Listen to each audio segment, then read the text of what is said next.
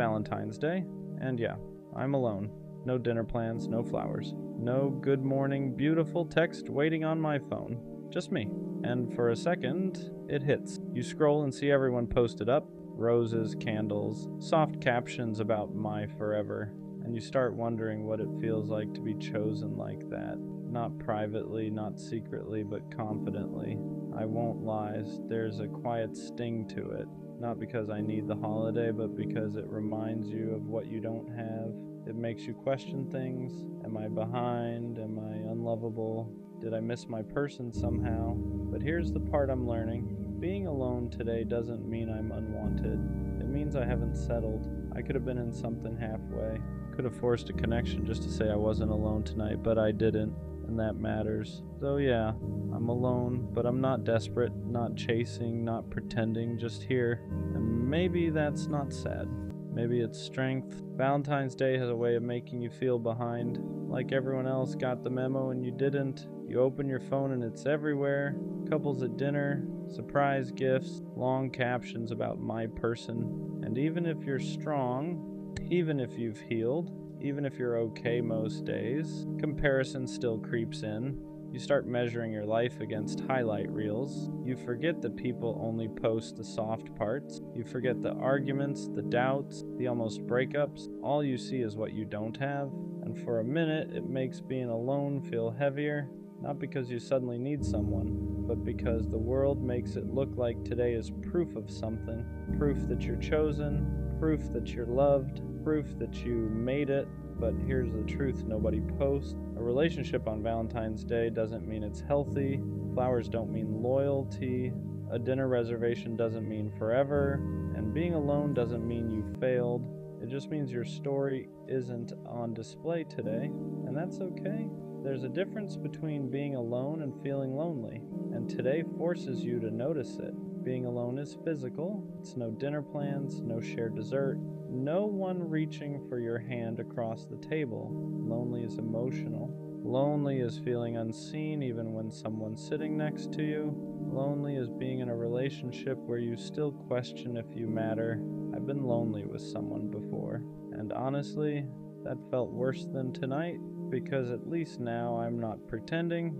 I'm not settling for half attention just to say I'm not alone. I'm not forcing conversation to avoid silence. It's just me. And yeah, sometimes that's quiet, sometimes it's heavy, but it's honest. There's no confusion here, no mixed signals, no wondering where I stand. So maybe being alone today isn't the loss I thought it was. Maybe it's just space for something real instead of something convenient. Let's be real. There's always that moment where you think about texting someone, not because you miss them, not because you want them back, but because you don't want to feel alone tonight. You scroll, you hover over a name, you think, it's just a harmless message, just a hey, just what are you up to? Just something to fill the silence. And for a second, your pride and your loneliness argue, because attention is easy to get. Connection isn't. You could text the almost, the ex, the person who only shows up when it's convenient, and maybe they'd respond. Maybe they'd even make you feel wanted for a few hours. But tomorrow, you'd wake up right back in the same place because you didn't want them. You wanted distraction. And there's a difference. So instead of reaching for temporary comfort, you sit with the quiet. You choose not to reopen doors that were closed for a reason. You choose not to trade peace for short-term validation. And that choice, that's growth. Being alone tonight doesn't mean you're desperate. It means you're disciplined. There was a time this day would have broken me. I would have taken it personally, like it was proof that I wasn't enough. I would have blamed myself, wondered what I needed to fix, compared my timeline to everyone else's like love was some kind of race. But it doesn't hit like that anymore because I understand something now. Being single on Valentine's Day isn't a reflection of my worth, it's a reflection of my standards. I could have rushed into something, ignored red flags, stayed with someone who didn't choose me fully just so I wouldn't be alone today. But I didn't, and that's growth. This day doesn't control my value. It doesn't define my desirability. It doesn't measure my future. It's just a date on a calendar. And yeah, sometimes it still stings a little, but it doesn't shake me. because I'd rather spend one day alone than spend months with someone who makes me feel unseen. And that shift, that's peace. Spending Valentine's Day alone actually teaches you something. You learn who you are without someone validating you. There's no us to hide behind, no relationship status to lean on, no public display to prove you're wanted. It's just you, and that can feel exposing, because when the noise dies down, you're left with your own thoughts. You start asking yourself, am I really okay? Am I lonely or just uncomfortable? Do I want love, or do I just hate feeling left out? And those questions matter, because being alone forces honesty. You realize you don't just want a relationship, you want the right one. Not someone to post, not someone to text for the night, not someone to fill space. You want something steady, intentional, real. And sitting alone tonight proves something important. You're willing to wait. You're willing to protect your peace. You're willing to sit through temporary discomfort instead of choosing permanent misalignment. That's not weakness, that's maturity. Valentine's Day alone doesn't mean you're lacking. It means you're not settling. Let's talk about self-love, but not the cliche version, not the bubble baths, not the I don't need anyone speeches, not pretending you're perfectly fine 24/7.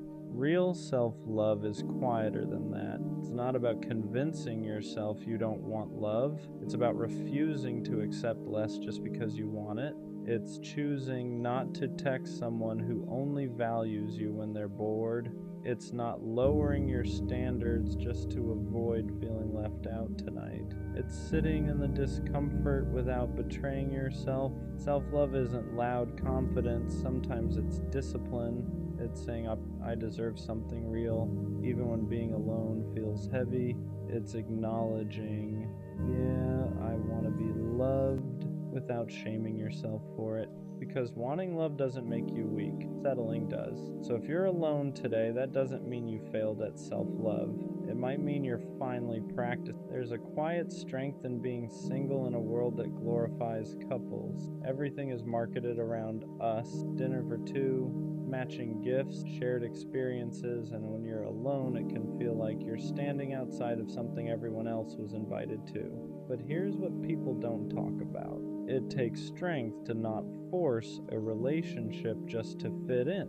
It takes strength to say, I'd rather wait in a culture that says, just take what you can get. Being single isn't a flaw. It's not a delay. It's not a sign you're unwanted. Sometimes it's a sign you refuse to compromise your standards for temporary comfort. There's power in knowing you're not with someone just to avoid this day. There's power in walking into restaurants alone without feeling embarrassed, and going home to yourself without feeling incomplete, because your worth was never meant to be measured by who's sitting next to you. And the strongest thing you can do is stand alone without shrinking. Maybe the season of being alone isn't punishment, maybe it's preparation. Because when you're by yourself, you learn things you don't learn in relationships. You learn your triggers, your patterns, your standards. You learn what you actually want without someone else influencing it. Being alone gives you clarity. Clarity about what you won't tolerate. Clarity about what makes you feel safe. Clarity about the difference between attention and intention. And maybe that clarity is building something in you. Patience, discernment, emotional discipline. So when something real does show up, you won't grab it out of fear. You won't cling to it out of loneliness. You won't confuse it with the first person who makes you feel seen. You'll recognize it calmly, because you'll know the difference between desperation and alignment. Maybe this Valentine's Day alone isn't a sign you're behind. Maybe it's proof you're becoming someone who won't settle. And that kind of growth doesn't always look romantic, but it lasts. At the end of the day, I'm still alone. No dramatic plot twist, no last-minute confession, no surprise flowers at my door, just me. But it doesn't feel heavy anymore, because being alone today didn't expose a flaw in me. It exposed my discipline. I didn't text someone out of boredom. I didn't settle just to post something. I didn't force a connection to avoid the silence. I chose peace, and that choice matters more than a dinner reservation ever could. Valentine's Day used to feel like proof that I was missing something. Now it feels like proof that I'm protecting something. My standards, my growth, my future. Because when love does come, I don't want it to be rushed. I don't want it to be convenient. I don't want it to be temporary. I want it to be real. So if that means spending this day alone instead of in something halfway, I'm okay with that. Being alone tonight doesn't mean I'm unloved. It means I'm waiting for something worth loving, and that's not sad.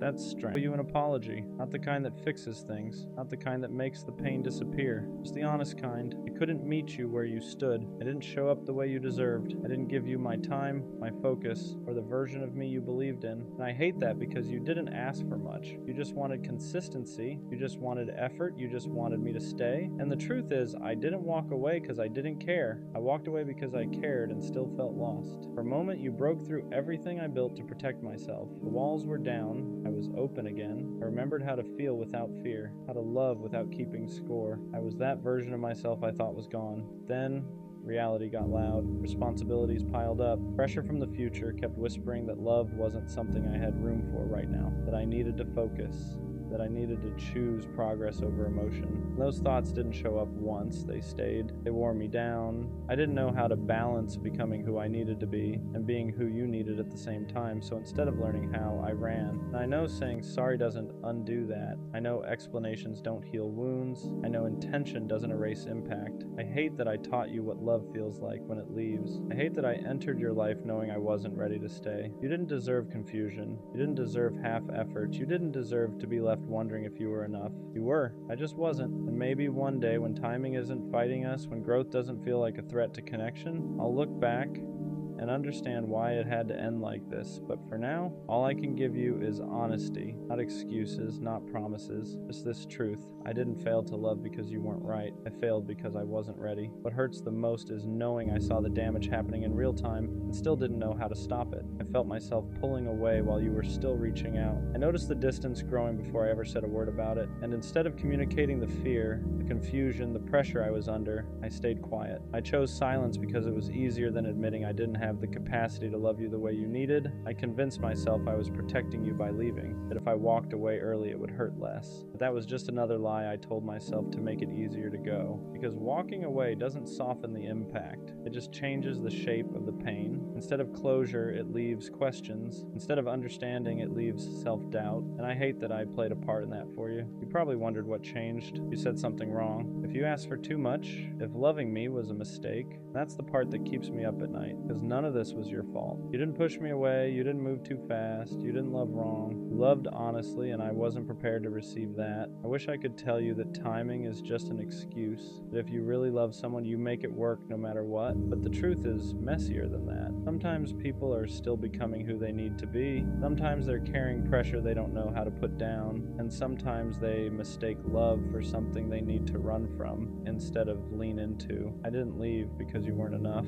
I left because I felt like I was failing at everything at once. And instead of asking for patience, I chose distance. I know apologies don't fix what's broken. I know understanding doesn't erase the hurt. But if there's one thing I hope you never forget, it's this. You didn't lose me because you loved too much. I lost you because I didn't know how to stay. There's a weight that comes with being the one who leaves. People think the person who walks away always has it easier. But that's not true. Walking away doesn't mean you stop feeling. It just means you carry the guilt quietly. You replay moments where you should have stayed, moments where you should have fought harder, moments where you almost turned around but didn't. I still think about the way you looked at me when you trusted me, the way you believed in something I wasn't brave enough to hold on to. That kind of trust stays with you. It doesn't disappear just because the relationship ended. It becomes a reminder of what you weren't ready to protect. I know from the outside it probably looks like I chose myself, like I chose my future over you, but it never felt like a clean choice. It felt like failing two things at once, losing you and losing the version of myself that finally felt understood. I didn't walk away empowered, I walked away conflicted. Some nights I wonder what would have happened if I stayed, if I tried harder to balance everything instead of running from it, if I learned how to grow with you instead of convincing myself I had to grow alone. But wondering doesn't change reality. It just reminds me that timing can ruin something real.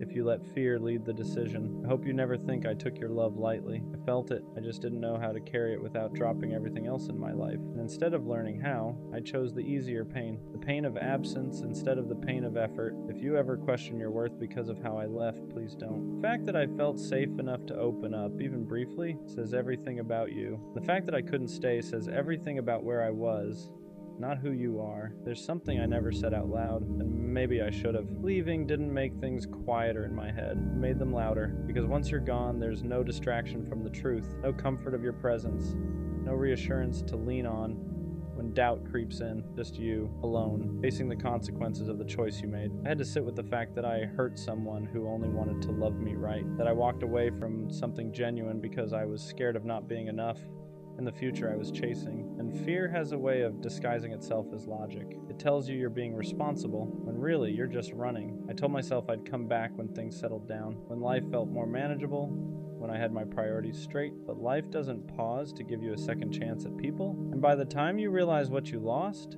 the door is usually already closed. What I regret most isn't just leaving. It's not explaining myself fully while I was still there. I didn't give you the clarity you deserved. I let you fill in the blanks on your own, and that's unfair. Silence leaves room for self-blame, and you never deserve to carry that. You probably questioned if the love was real, if the moments meant anything. They did, every single one. The meaning alone isn't always enough to keep two people together when one of them doesn't know how to stay grounded. I'm learning now that growth doesn't have to come at the cost of connection, that ambition and love aren't enemies, that sometimes the bravest thing isn't walking away, but learning how to hold two things at once. I just wish I learned that lesson sooner. The hardest part to accept is that some lessons only make sense after the damage is done. I didn't understand back then that love isn't something you pause and come back to later. When life is more convenient, love happens in the middle of the chaos and the uncertainty and the balancing act you're scared you'll fail at. And I failed because I thought I had to choose one path or the other. I thought I had to become someone first before I could love you properly. I didn't realize that loving you could have been part of becoming that person. Instead, I treated love like a distraction instead of support, like something I had to set aside instead of something that could have helped carry the weight. Now I see how unfair that was to you. You were willing to grow alongside me. You weren't asking for perfection. You were asking for presence, for effort, for honesty. And instead of trusting that, I doubted myself so much that I made the choice for both of us. There's a strange loneliness that comes with choosing growth the wrong way. You make progress, but it feels hollow. You reach milestones and realize there's no one to share them with. And that's when it hits you that success without connection can still feel empty. I don't regret wanting more out of life. I regret not knowing how to include you in that vision. I regret thinking I had to do everything alone, because strength isn't isolation. Strength is knowing when to lean on someone who's willing to stand with you. If I could say one thing without apologizing again, it would be this. Don't let my fear make you afraid to love again. Don't let my timing convince you that you asked for too much. You didn't. I just wasn't ready to rise to the moment. There's a quiet regret that doesn't show up right away. It creeps in later when life slows down and you finally have time to reflect. When the noise fades and you're left alone with the truth. That regret isn't loud or dramatic, it's subtle. The realization that you let go of something real because you were afraid of not being able to handle it. I used to think walking away meant I was choosing myself. Now I understand that choosing yourself doesn't always mean leaving. Sometimes it means staying and learning how to show up better, and I didn't know how to do that back then. I thought distance would give me clarity. All it really gave me was perspective. I wish I had sooner. I see now how rare it is to find someone willing to love you while you're still figuring yourself out. Someone patient enough to stand beside you without demanding you have everything together. And I walked away from that because I didn't believe I could be both growing and loving at the same time. There are moments I want to reach out, to explain everything I didn't know how to say before, but I don't, because reopening wounds for my own peace wouldn't be fair to you. Some apologies are meant to stay unspoken, carried quietly as lessons instead of words. I hope you found someone who meets you with the same energy you gave, someone who doesn't hesitate, someone who chooses you without second guessing. And if you haven't yet, I hope you at least learned that the love you offer is rare. The way you care isn't something everyone can handle, but the right person will treasure it. As for me, I'm learning that readiness isn't something you wait for. It's It's something you practice, and I'm practicing now, even if it's too late for us. There's a strange kind of maturity that comes from realizing you can't undo certain things, not because you don't care enough, but because caring now would mean accepting that some doors close quietly and stay that way. And learning to respect that is part of growing up, even when it hurts. I've had to sit with the fact that love doesn't always come back around when you're finally ready. Sometimes it shows up before you know how to hold it, teaches you a lesson, and leaves. Not as punishment, but as preparation. And that's a hard truth to swallow when you realize the timing was off by just a little, but that little bit changed everything. What stays with me isn't just the regret, it's the clarity, the understanding of what I want to be different next time. I know now that I don't want to run when things get heavy. I don't want to choose distance just because I'm scared of failing. I don't want to confuse being busy with being unavailable. I don't want to leave someone guessing where they stand. You taught me that love isn't about having everything figured out. It's about choosing someone even when life is uncertain, about growing with someone instead of away from them. And even though I couldn't do that with you, that lesson is etched into me now. I hope you never look back and think you weren't enough. You were more than enough. You were just early, and sometimes early still hurts like loss. There are people we don't end up with who still change the trajectory of our lives. You were one of those people for me, and even if our story didn't continue, it mattered. It always will. This is where I finally stop apologizing and start accepting. Accepting that some connections aren't meant to be fixed, revisited, or explained away. They're meant to be learned from and released. Holding on to guilt doesn't change the past, and holding on to hope doesn't rewrite the ending. All it does is keep you stuck in a moment that already passed. I didn't lose you because love wasn't real. I lost you because timing, fear, and growth didn't align. And as painful as that is to admit, it's also freeing, because it allows me to move forward without pretending I was the victim or the villain. I was just someone who didn't know how to stay yet. You don't owe me forgiveness, you don't owe me understanding, and I don't expect you to remember me kindly. All I hope is that you remember the love for what it was. Honest, real, human, even if it couldn't last. I carry this with me now. Not as regret that weighs me down, but as awareness that shapes who I become. I know how fragile connection is. I know how rare it is to find someone who sees you fully and still stays. And next time, I won't confuse love with something I need to run from. Some people are meant to be chapters, not the whole book. And even though this chapter ended before I was ready, it taught me how to write the next one with more care, wherever you are. I hope you're loved the way you tried to love me. And for the first time, I'm not saying sorry, I'm saying thank you. Sometimes I don't question if I love people. I question if I'm loved the same way back. Not liked, not wanted when it's convenient. Actually loved. The kind of love that chooses you even when it's inconvenient. Because attention is easy to get. Replies are easy, compliments are easy. Late night, I miss you texts are easy. But consistency is rare, and sometimes I sit there wondering, do they love me? Or do they just like how I make them feel? I show up fully, I remember details, I check in, I move intentionally. So when effort feels uneven, it doesn't make me angry, it makes me question everything. Am I asking for too much, or am I just asking the wrong person? You can be surrounded by people and still feel unloved, because love isn't about volume, it's about depth. It's about feeling chosen without begging, feeling secure without overthinking, feeling valued without performing. And when you don't feel that, you start shrinking. Sometimes the scariest thought isn't, what if they leave? It's, what if they're here but they don't love me deeply? Because half love is confusing. It keeps you around, it keeps you hopeful, but it never fully reassures you. And that's exhausting.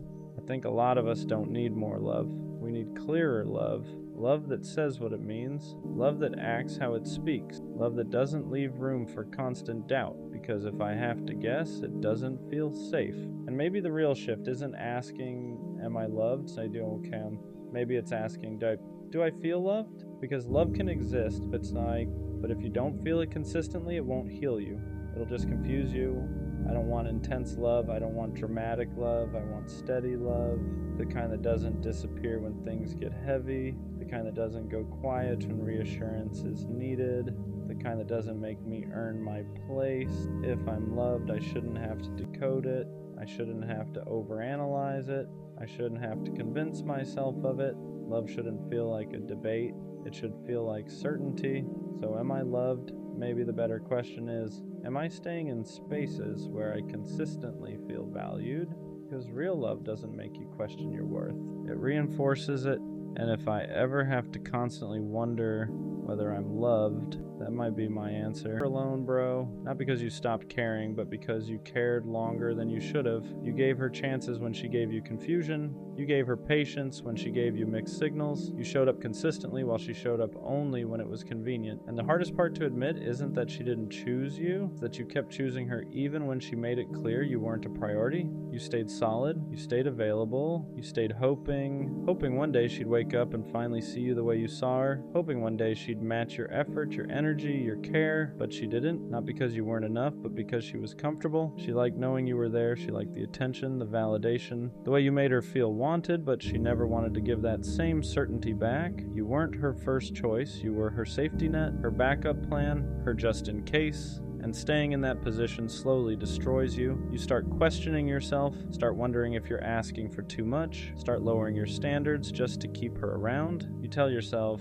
maybe she's just busy, maybe she's scared, maybe if I'm more patient she'll change. But deep down you know the truth. Someone who truly wants you won't make you feel like you're fighting for their attention. They won't leave you guessing where you stand. They won't only show up when it benefits them. So leave her alone, not out of anger, not out of ego, not to prove a point. Leave her alone out of respect for yourself, because the moment you stop texting first, stop checking her stories, stop replaying conversations in your head, stop making excuses for her absence, you'll feel it, that quiet, that peace, and it'll feel unfamiliar at first because you've been living in chaos for so long you forgot what calm feels like. But that peace is real. It's the peace of no longer forcing something that was never meant to be mutual. The peace of choosing yourself after constantly choosing someone who wouldn't choose you back. She had her chance, she saw your heart, she saw your effort, she saw what you were willing to give, and if she didn't value you then, don't give her another opportunity to waste you again, because the right person won't need convincing. And the moment you truly let her go, you make room for someone who won't treat your love like an option. Choose yourself now. Walking away doesn't feel strong at first. It feels like withdrawal, like your chest is empty and heavy at the same time, like you're doing the one thing your heart keeps begging you not to do, because even when someone isn't good for you, your attachment doesn't just shut off. You still think about her when your phone lights up, still wonder if she noticed your silence, still catch yourself hoping she'll reach out just so you can feel chosen one last time. That's the part nobody talks about. Leaving someone you loved feels like betraying your own feelings. You start asking yourself if you gave up too soon, if maybe this time would have been different, if maybe you should have tried just a little harder. But here's the truth you keep avoiding. You already tried harder than she ever did.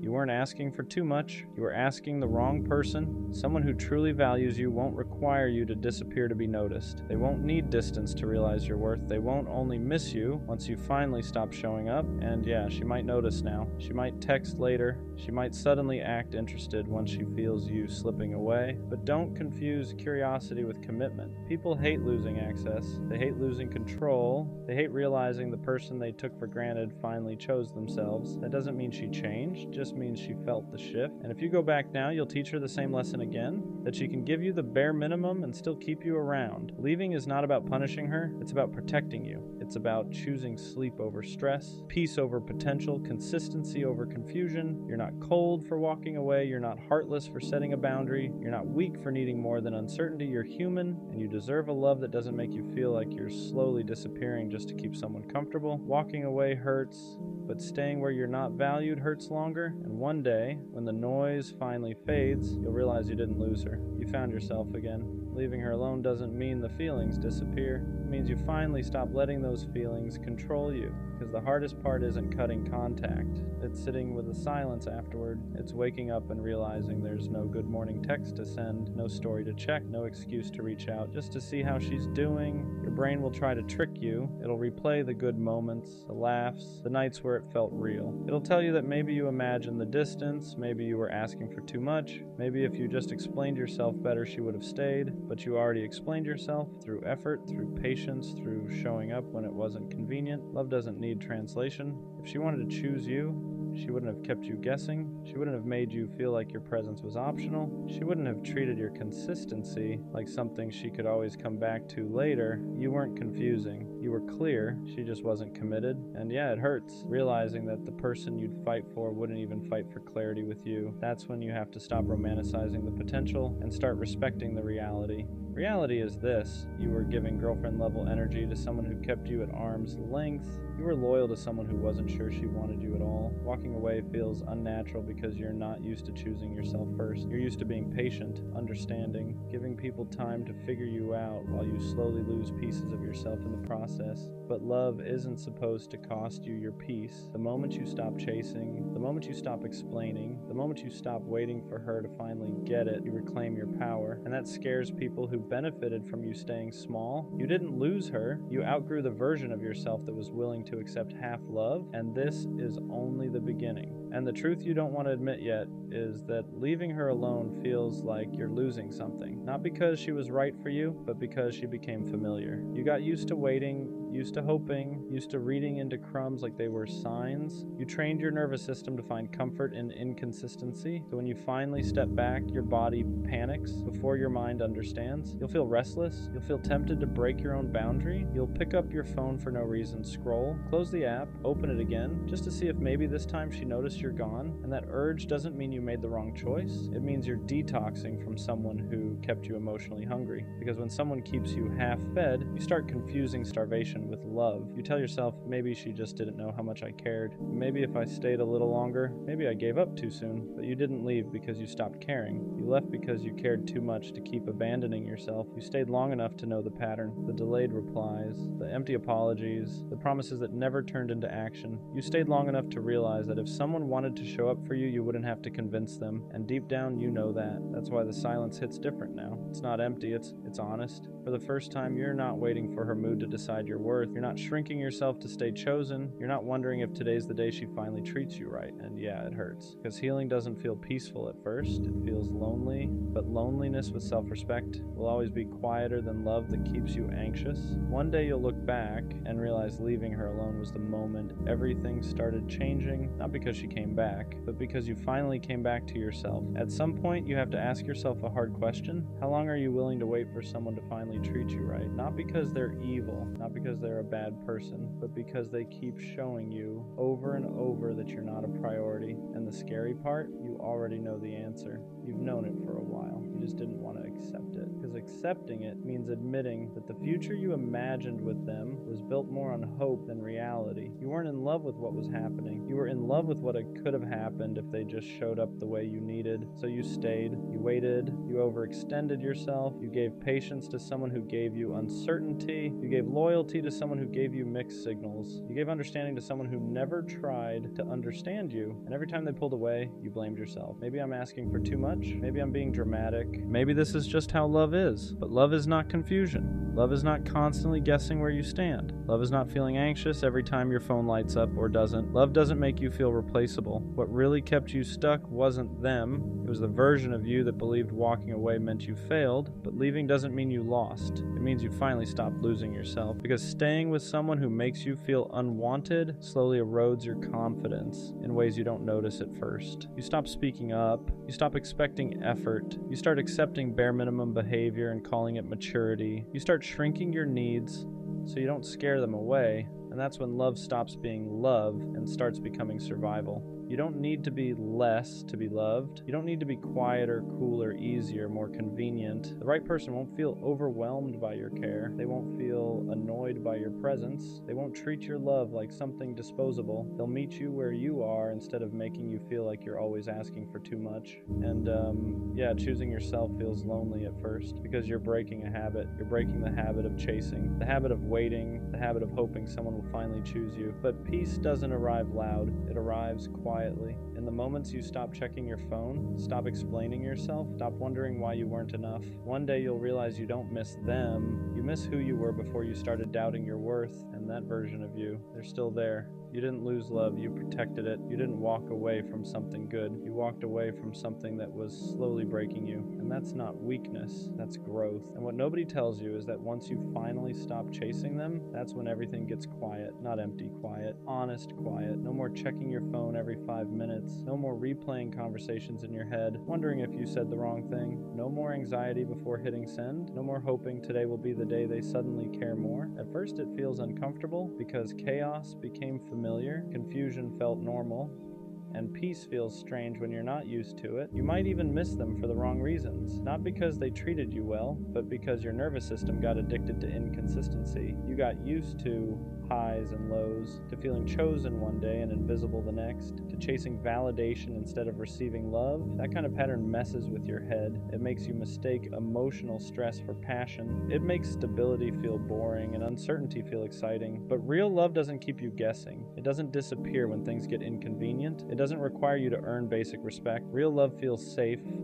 Not dull, not dramatic, safe. And when you finally step away, you start noticing things you ignored before. How drained you were, how much energy you poured into someone who barely poured back, how often you made excuses for behavior that hurt you. You start realizing how much love you actually have to give, how deeply you care, how loyal you are when you choose someone. And instead of feeling ashamed of that, you begin to see it as strength, because one day, someone will meet that energy without hesitation. They won't flinch when you care deeply. They won't pull away when things get real. They won't make you feel like you're asking for too much just by being yourself. They'll choose you without you having to beg. They'll show up without being reminded. They'll make you feel wanted without confusion. And when that happens, you'll look back at the version of you who stayed too long, and you won't feel regret. You'll feel proud that you learned, proud that you walked away, proud that you chose peace over potential, because letting go wasn't the end of your story. It was the moment you finally made space for something better. At some point, you have to accept a hard truth. If they wanted to show up, they would have. If they cared the way you cared, you wouldn't be confused. You wouldn't be questioning where you stand. You wouldn't be asking strangers for advice just to understand their silence.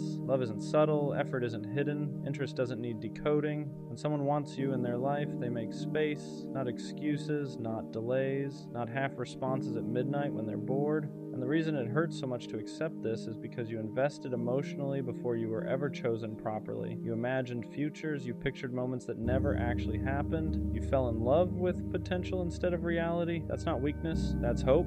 But hope becomes dangerous when it keeps you stuck, when it convinces you to stay loyal to someone who treats you like an option, when it makes you believe that patience will eventually turn into priority. It won't. People don't suddenly wake up and value you after months of showing you they don't. They don't magically learn how to love you correctly once they realize you'll stay no matter what. If anything, they learn they don't have to try.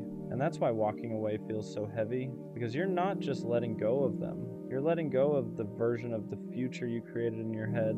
You're grieving something that never fully existed. That kind of loss is real. You'll miss the idea of them more than the person. You'll miss what you hoped they'd become, not what they actually showed you. And that's okay. Healing doesn't mean pretending it didn't matter. It means being honest about why it did and still choosing yourself anyway. You don't need closure from someone who couldn't communicate. You don't need answers from someone who avoided accountability. Their behavior already told you everything. Silence is an answer. Distance is a decision. Inconsistency is a choice. And once you stop chasing clarity from people who benefit from your confusion, you start reclaiming your power. You stop over-explaining. You stop proving your worth. You stop shrinking yourself to fit someone else's comfort. You realize you were never asking for too much. You were just asking the wrong person.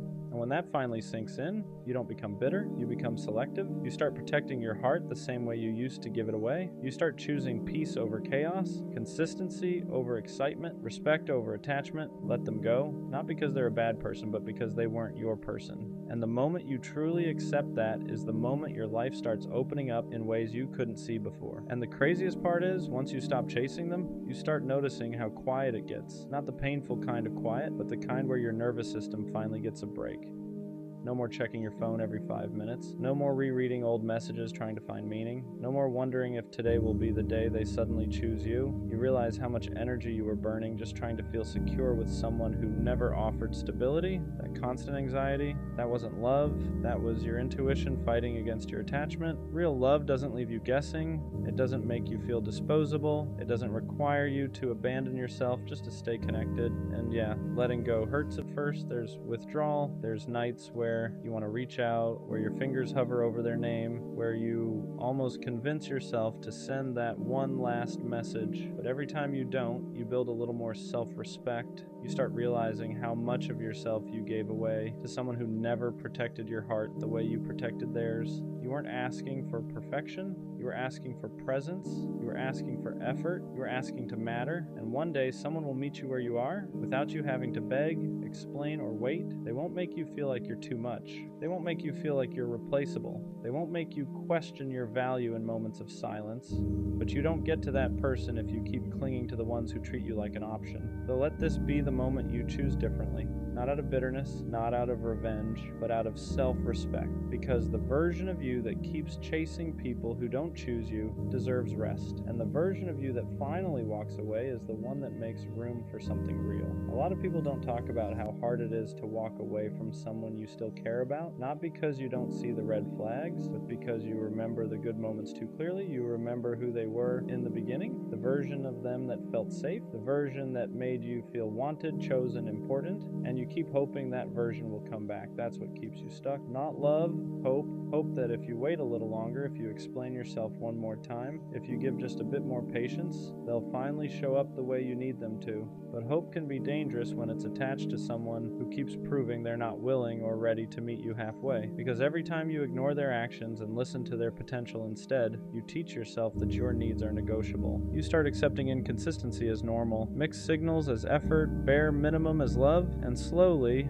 you stop recognizing yourself. You become quieter, more anxious, more forgiving than you should be. You start blaming yourself for their lack of effort. Maybe I asked for too much. Maybe I'm overreacting. Maybe this is just how relationships are. But deep down, you know the truth. Love isn't supposed to feel like constant confusion. It isn't supposed to drain you more than it fills you. And it definitely isn't supposed to make you feel alone while you're still technically with someone. That's when you have to be honest with yourself. Not about how much you love them, but about how much staying is costing you. Because loving someone shouldn't mean losing yourself in the process. And what hurts the most is realizing that you were willing to do the hard things for someone who wouldn't even do the simple ones. You showed consistency, they showed convenience, you communicated your feelings, they avoided uncomfortable conversations, you stayed when things got messy, they pulled away the moment effort was required, and yet you still questioned yourself, you still wondered if you were the problem, if you were asking for too much, if you were expecting love the wrong way. But love isn't complicated like that. People make time for what matters to them. They protect what they value. They don't leave you guessing where you stand. The truth is, some people don't lose you because they don't care. They lose you because they never learned how to care properly. They want connection without responsibility, attention without commitment,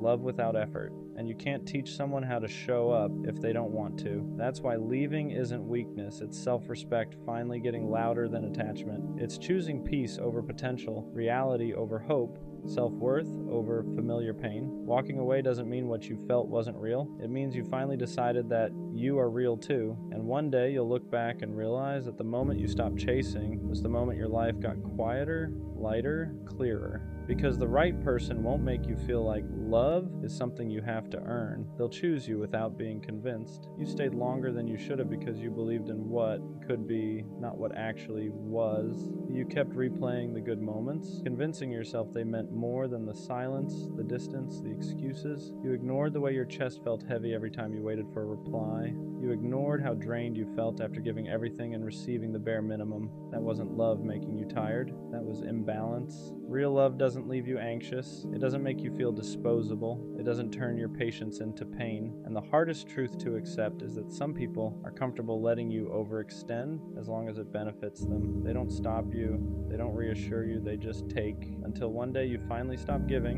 And when you do, they feel it. Not because they miss you, but because they miss the access. That's when they reach out. That's when they suddenly care. That's when confusion turns into regret. But by then, you've already changed. You're no longer begging to be chosen. You're no longer shrinking to fit someone else's emotional limits. You're choosing yourself the way you always wished they would choose you. And that choice, that's where your healing actually starts. At some point, you stop missing them and start missing who you were before you questioned your worth for them, before you reread messages trying to find meaning that wasn't there, before you blamed yourself for someone else's lack of effort. That's when it really hits you. You didn't lose them, you lost yourself trying to keep them. You became quieter, you thought twice before speaking. You downplayed your needs so you wouldn't seem like too much. And the crazy part is they never asked you to do that. You did it because you cared. You did it because you were afraid that being fully you would push them away. But love that only survives when you make yourself smaller was never meant to last. Real love doesn't need you to perform, it doesn't need you to chase, it doesn't make you feel replaceable the moment you stop overgiving. And once you understand that, you stop romanticizing the bare minimum, you stop calling inconsistency mystery, you stop calling neglect space, you stop calling emotional distance busy.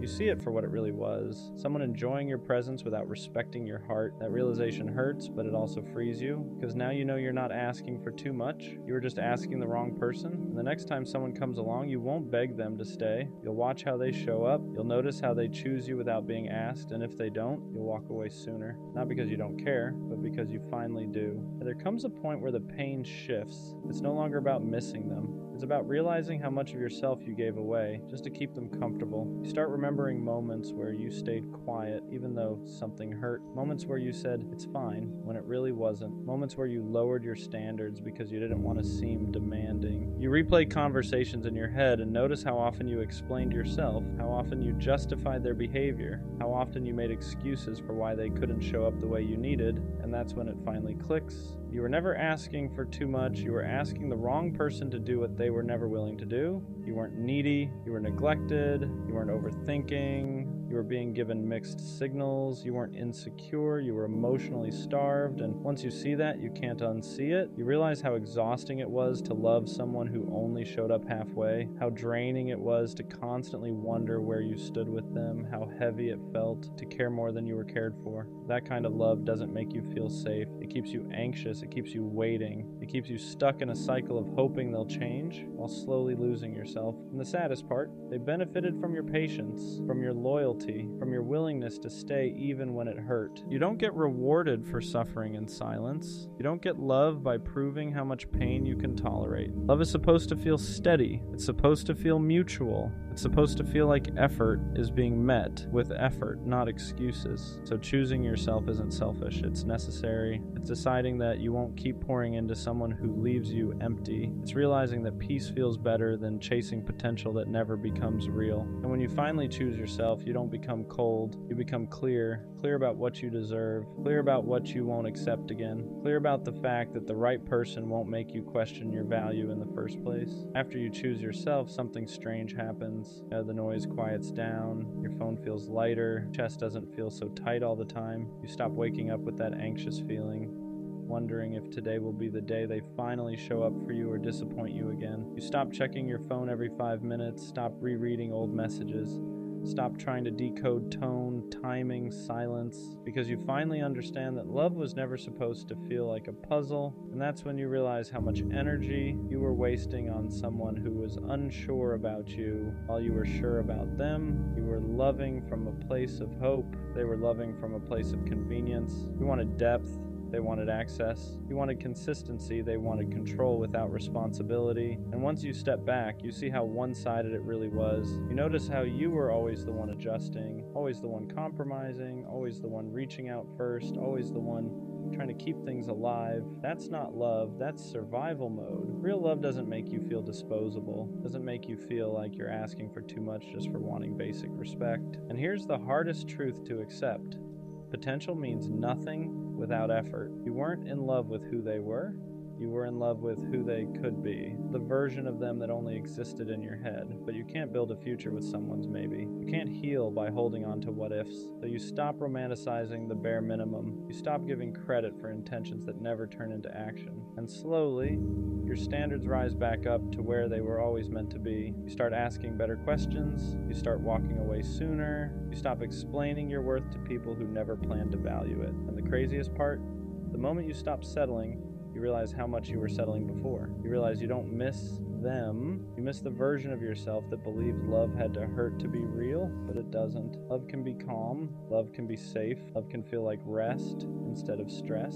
And once you experience that, you'll never beg for confusion again. Leaving her alone doesn't mean you stop caring overnight. Doesn't mean you suddenly forget her laugh, her voice, the way she made things feel alive for a moment. It means you finally accept the truth you've been avoiding. That love without reciprocity will slowly drain you until there's nothing left. You were pouring into someone who never learned how to pour back. And no matter how patient you were, no matter how consistent you stayed, you can't teach someone to value you if they don't want to. You kept telling yourself, maybe she's just going through something. You made excuses for the missed calls, the late replies, the emotional distance. You told yourself love was supposed to be patient, that real men stay, that walking away meant you didn't try hard enough. But here's the part nobody talks about. There's a difference between being patient and being neglected. There's a difference between loyalty and self-abandonment, and you crossed that line without even realizing it. Every time you texted first, every time you ignored your own gut, every time you accepted the bare minimum just to keep her close, you taught yourself that your needs came second. You shrank yourself to fit into a space she barely made room for. And that does something to you. It makes you question your worth. It makes you wonder why loving someone feels like punishment. It makes you think something is wrong with you. And the truth is, you were just loving the wrong person. Leaving her alone is the first time you choose yourself. It's the first time you stop begging for effort and start demanding peace. It's realizing that love isn't supposed to feel like anxiety, confusion, or constant doubt. The right person won't make you question where you stand. They won't make you compete with silence. They won't make you feel disposable. You don't need closure from her. You don't need one last conversation. Her actions already told you everything you needed to know. And as hard as it is, walking away now is what protects the part of you that still believes in real love.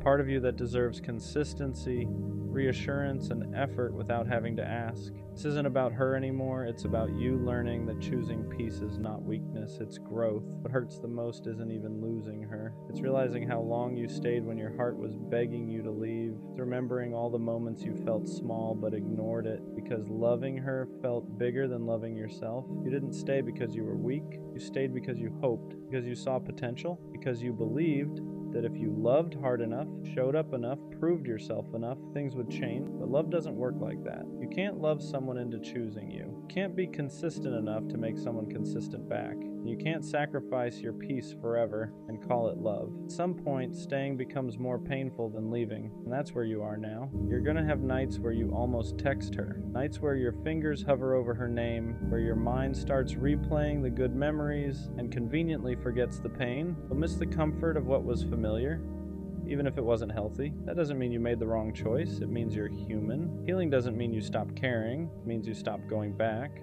And slowly, without even realizing it, things will start to change. You'll wake up one day and notice your chest doesn't feel as heavy. You won't check your phone as much. Her name won't be the first thing on your mind when something good or bad happens. You'll start laughing again. Not forced, not distracted, but real. You'll start feeling like yourself again. That's when you'll understand why it had to end. Not because she was evil, not because you were unlovable, but because she wasn't capable of meeting you where you stood. And staying would have cost you parts of yourself you can't afford to lose. One day, someone will choose you without hesitation, without confusion, without making you question your worth. And when that happens, you'll look back and realize leaving her alone was the moment your life finally started loving forward. And listen, there's something nobody really prepares you for after you finally walk away. The quiet, not the peaceful kind at first, the kind where there's no chaos, no waiting on replies, no wondering if today will be the day she finally shows up the way you need her to. That silence can feel uncomfortable because you got used to emotional noise, you got used to the highs and lows, the hope, the disappointment, the cycle, and when it's gone, your mind almost panics like it lost something important. But what it really lost was the stress. You're going to question yourself. You'll wonder if you were too harsh, too impatient, too emotional. You'll replay conversations and think, maybe I should have said this differently. Maybe I should have tried one more time. But understand this. If someone truly wanted to stay, they wouldn't have made you feel like you had to beg for effort. You wouldn't have had to over-explain your feelings. You wouldn't have felt like loving them was a constant uphill battle. The version of you that stayed too long did so because he believed in love. And that's not something to be ashamed of, but the version of you now, he's learning discernment. He's learning that love without respect will drain you. That potential means nothing without action. And that choosing yourself isn't selfish, It's necessary. You didn't lose her. You released someone who was blocking the path to someone better, someone who won't confuse consistency with boredom, someone who won't make you feel like an option, someone who won't need reminders of your worth. Right now, it might feel like you're walking alone, but you're not going backwards anymore, and that's everything. And one day, without even realizing it, you're going to wake up, and she won't be the first thought on your mind anymore. Not because you stopped caring overnight, not because what you felt wasn't real, but because you finally gave yourself permission to move forward. Memories won't disappear, but they won't control you either. They'll just be reminders of what you survived, not what you're missing. You'll start to notice how much lighter you feel, how your chest isn't tight every time your phone buzzes, how you're not constantly checking stories, rereading old messages, or wondering why you weren't enough for someone who never knew how to love you properly in the first place. You'll realize how much of yourself you were giving away to someone who kept taking without ever pouring back into you, and that's when it hits you. The problem was never your effort. It was never your heart being too big. It was never you loving too deeply. The problem was that you were offering loyalty to someone who didn't know how to value it. You were offering consistency to someone addicted to convenience.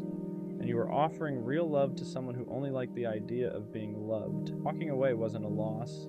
It was a correction, a reset, a moment where you finally chose peace over potential, clarity over confusion, and self-respect over attachment. That takes strength most people don't have. So don't go back. Not when she gets lonely, not when she suddenly remembers your value, not when she realizes nobody else loved her the way you did, because by then you'll understand something important. Someone who truly wants you won't need to lose you to see your worth. Leave her alone, and finally let yourself be found by someone who won't ever make you question if you matter. There's a quiet kind of emptiness that doesn't feel dramatic. You're not falling apart, you're not in crisis, you just don't know why you're here. You wake up, you do what you're supposed to do, you get through the day. But underneath all of that, there's this question you don't know how to answer. What am I actually doing this for? You don't feel passionate. You don't feel called. You don't feel like anything is pulling you forward. And that scares you because everyone else seems so sure of where they're going.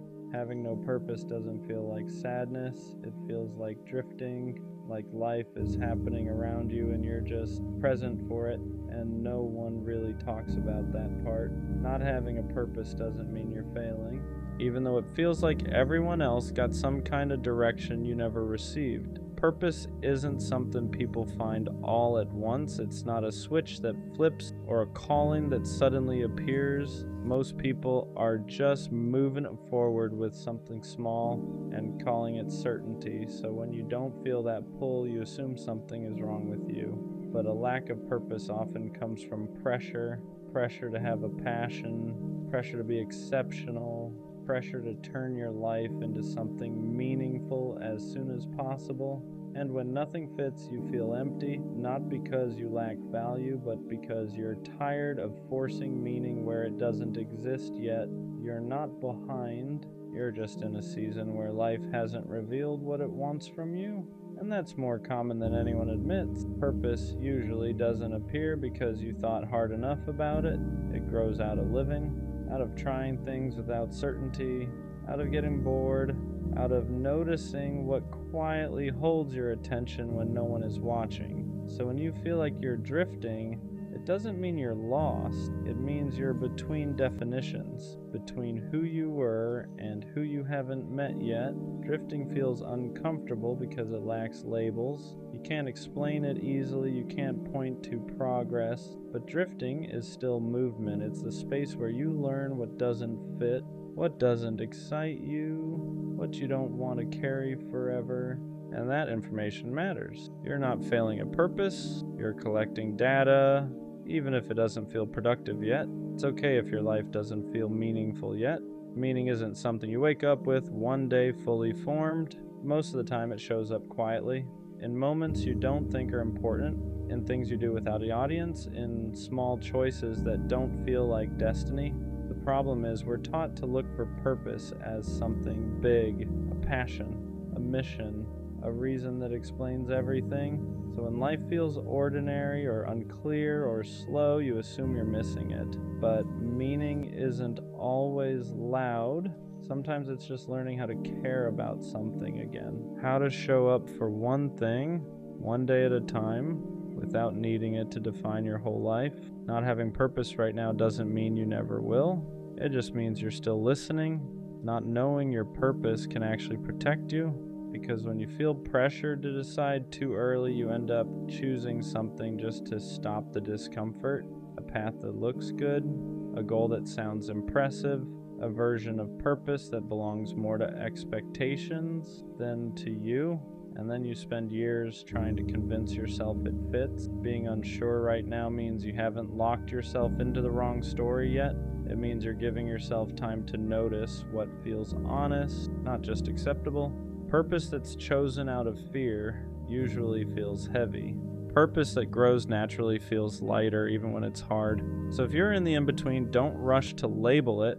This pause isn't wasted time, it's you refusing to commit to a life that doesn't feel like yours. Purpose rarely starts as clarity, it starts as curiosity, a small pull towards something you don't fully understand yet, a moment where time passes a little faster than usual, a thought you keep returning to without knowing why, but because it doesn't feel big, you dismiss it. You tell yourself it doesn't count, that it's not serious enough, that it won't lead anywhere. So you wait for certainty instead of following interest, and the waiting feels like emptiness, but purpose isn't found by deciding your whole life at once. It's found by paying attention to what makes you feel slightly more alive than before. You don't need a 5-year plan. You don't need a calling. You just need one small thing that feels honest enough to try. Purpose grows from movement, not answers. Comparing your life to other people's purpose is what makes the emptiness heavier. You see people who seem sure, driven, certain, and you assume they know something you don't. But what you're seeing is confidence, not certainty. Most people choose a direction and grow into it later. They don't start with clarity. So when you compare their path to your uncertainty, you're not being fair to yourself. You're measuring your beginning against someone else's middle. Purpose isn't a race. It's not something you fall behind on. It shows up at different times for different people because it's shaped by experience, not pressure. The more you stop watching where everyone else is going, the easier it becomes to notice what's quietly calling you, and that's where purpose actually starts to form. It's okay if your purpose isn't impressive. Not everything meaningful looks big from the outside. We're taught that purpose has to be visible. A career, a mission, something people can point to and admire. So when what matters to you feels small, you dismiss it.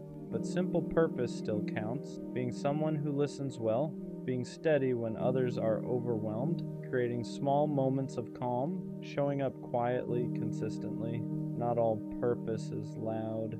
Some of it lives in how you treat people, in how you carry yourself through ordinary days, in how you don't make the world heavier just by being in it. If your life feels purposeless right now, it might be because you're looking for something dramatic and missing what's already there. Purpose doesn't always announce itself. Sometimes it's just the way you exist without giving up on yourself. Purpose often becomes clearer after you stop demanding that it explain your whole life. When you're constantly asking, what am I meant to do? Everything feels heavy. Every choice feels permanent, every step feels like a test, but purpose doesn't need to be a full explanation. Sometimes it's just direction, not destiny. When you allow yourself to live without forcing meaning, something softens. You try things without pressure. You follow curiosity without commitment. You let yourself change your mind, and slowly, patterns form. Not all at once, not dramatically, but enough to show you what feels right and what doesn't. Purpose doesn't arrive when you corner it. It shows up when you give yourself permission to live without answers for a while. Having no purpose right now doesn't mean your life is empty. It means it's unfinished. You're not meant to know everything yet. You're not behind for feeling unsure. You're not wasting time just because you don't have a clear direction. Some seasons are for building, some are for resting, and some are simply for becoming. Without labels, without answers, this space you're in isn't meaningless. It's where you're learning what matters to you by noticing what doesn't. Purpose doesn't arrive as a sudden realization. It grows quietly from the way you keep going, even without certainty. So if all you can do right now is exist, try, and stay curious, that's enough. Your life isn't without purpose, it's just still writing. Sometimes I feel like love just isn't meant for me. Not in a dramatic way, not in a woe is me way, just quietly, like I've watched it find everyone else and somehow keep missing me. I've done the work, I've tried to heal, I've tried to be patient, I've tried to love right, and still, nothing sticks. People come close, but never close enough to stay. They show interest, but never intention. I'm always almost chosen, almost loved, almost enough. And after a while, you stop asking what's wrong with them and start asking what's wrong with you. You start wondering if maybe you're just built differently, if maybe you feel too deeply for a world that loves lightly. I don't think love avoids me because I'm unlovable. I think it avoids me because I don't fit into how people love now. I don't do casual well. I don't know how to care halfway. I don't know how to pretend I wouldn't be hurt if it ended. And that makes people uncomfortable. They like the idea of me. They like the attention. They like being wanted. But when it comes time to choose, to commit, to stay, they hesitate. So I end up alone again. Not because I didn't try, but because I refused to chase what doesn't choose me back. And that's the part no one talks about. Sometimes loving yourself means accepting that love might take longer to find you, or worse, that it might not come at all. And that's a scary thought because I don't want much. I don't want perfection. I don't want fantasy. I just want someone who stays, someone who doesn't get overwhelmed by sincerity, someone who doesn't confuse depth with pressure. But the longer time passes, the quieter that hope gets. Not gone, just tired. I don't hate love. I don't resent it. I'm just starting to wonder if it has a place for me, and if it doesn't, I guess I'll have to learn how to live a full life without it. Not because I stopped believing, but because believing started to hurt more than letting go. It's not even the loneliness that gets me anymore, it's the pattern. How people come into my life with energy and leave with excuses. How they swear they like me, but never enough to stay consistent. Never enough to choose me when it's not convenient. Never enough to make me feel secure. And I'm tired of hearing the same lines in different voices. I'm not ready. I'm focusing on myself. You deserve better. And maybe I do. But why does better never turn into someone who stays? At some point you stop feeling unlucky and start feeling singled out. Like love has an address, and somehow it keeps getting my name wrong. I watch people get loved loudly, chosen publicly, protected without asking, and me? I get almost commitment, almost consistency, almost somebody's favorite, and that almost does something to you. It makes you question your personality, your looks, your worth, your timing. Like if you could just fix one thing, love would finally land. But then the quiet truth hits. Love isn't avoiding me because I'm impossible to love. It's avoiding me because I don't accept half love anymore. And that scares people because I don't want casual comfort. I want real intention. I want someone who doesn't disappear when it gets deep. Someone who doesn't treat effort like a favor. Someone who doesn't love me in waves. And if that kind of love doesn't exist for me, then I guess the hardest thing I'll ever do is stop waiting for it to show up. Not because I'm bitter, because I'm tired. After a while, you stop getting excited when someone new shows up. Not because you don't want love, but because you don't trust it to stay. So you hold back without meaning to. You don't open all the way. You don't imagine futures anymore. You don't let yourself get attached too fast, because every time you did before, it ended the same way. Distance, silence, someone slowly pulling away while pretending nothing changed. So now you detach early. Not out of coldness, out of self-defense. You start preparing for the ending before the beginning even settles. You keep one foot out the door because history taught you that staying hopeful hurts more. And the worst part, people feel that, they sense your hesitation, your guardedness, your quiet expectation that this won't last, and they match it. They don't go all in, they don't invest deeply, they keep things light, flexible, undefined, which only confirms what you already believed. Love doesn't choose you fully, so the cycle repeats. You expect love to leave. Love senses you're bracing, no one commits, everyone walks away, and you're left wondering if love avoids you, or if you've learned not to trust it enough to let it stay. That's the cruel part. You didn't become distant because you don't care. You became distant because you cared, and it kept costing you. So now you protect yourself by expecting less, and every time love passes you by, it reinforces the same quiet thought. Maybe love isn't meant to find me. Maybe it's meant to pass through. Eventually, hope stops hurting loudly. It just fades. You don't cry about love anymore. You don't rant about it. You don't even talk about it much. You just stop expecting it. You start telling yourself that maybe love is for other people. People who are easier, people who don't feel as deeply, people who fit better into how relationships work now. And that belief settles in quietly. You still show up. You still try when someone new comes around. But there's a ceiling now. You don't let yourself dream past the present. You don't imagine forever. You don't let excitement get too loud. Because disappointment trained you, you learned that getting your hopes up only makes the fall harder. So you keep them low, manageable, contained.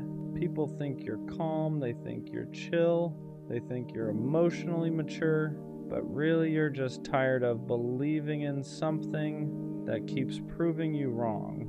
You start romanticizing independence, telling yourself you don't need love anyway, that you're better off alone, that attachment is overrated, and maybe part of that is true.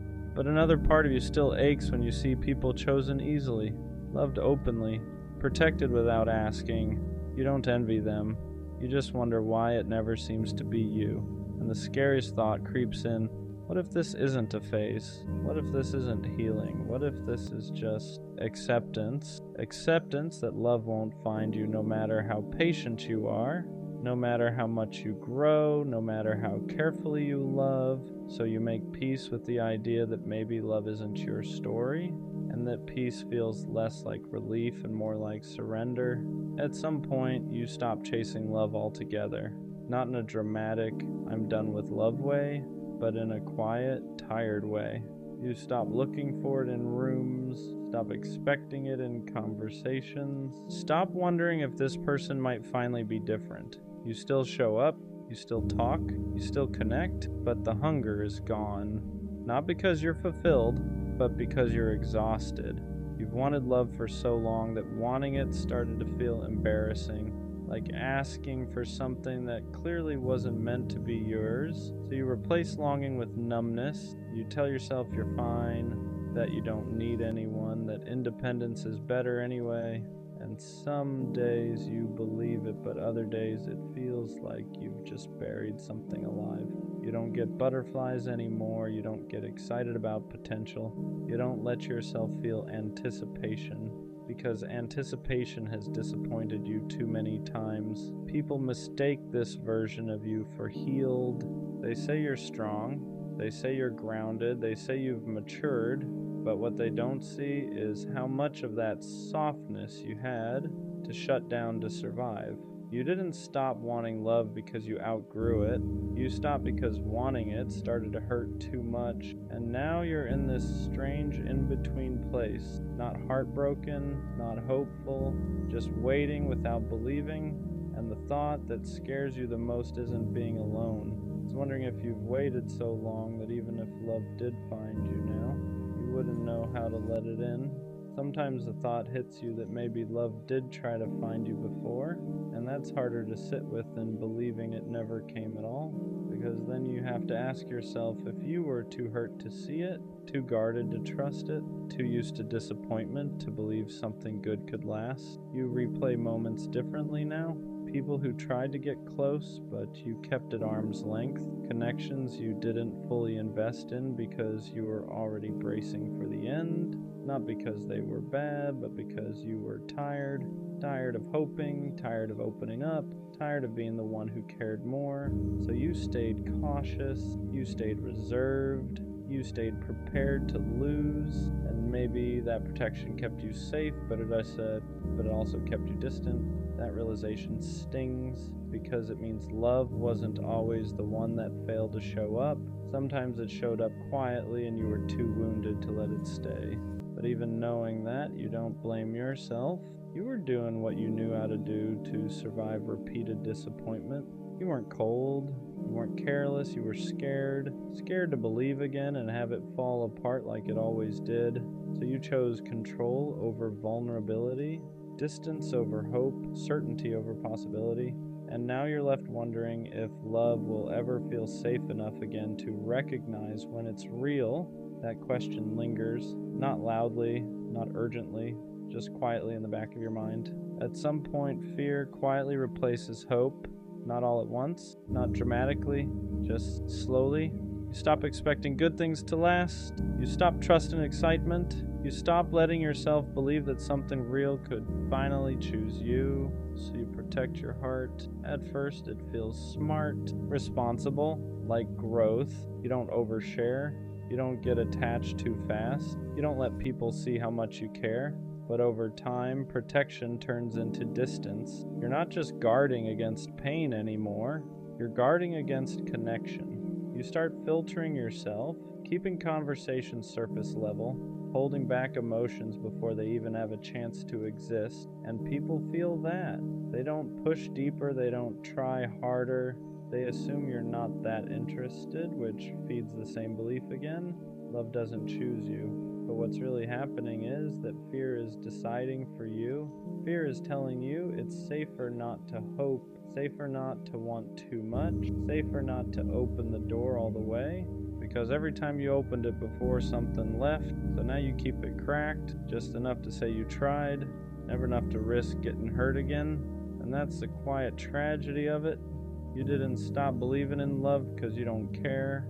You stopped because caring started to feel dangerous, and the longer fear sits in the driver's seat, the harder it becomes to remember what hope even felt like. Eventually you start telling yourself you're better off alone, not because you don't want love, but because wanting it feels pointless. You say things like, I'm used to being by myself, I don't need anyone, I'm fine the way I am. And part of that is true. You're strong on your own. You have learned how to survive without being chosen.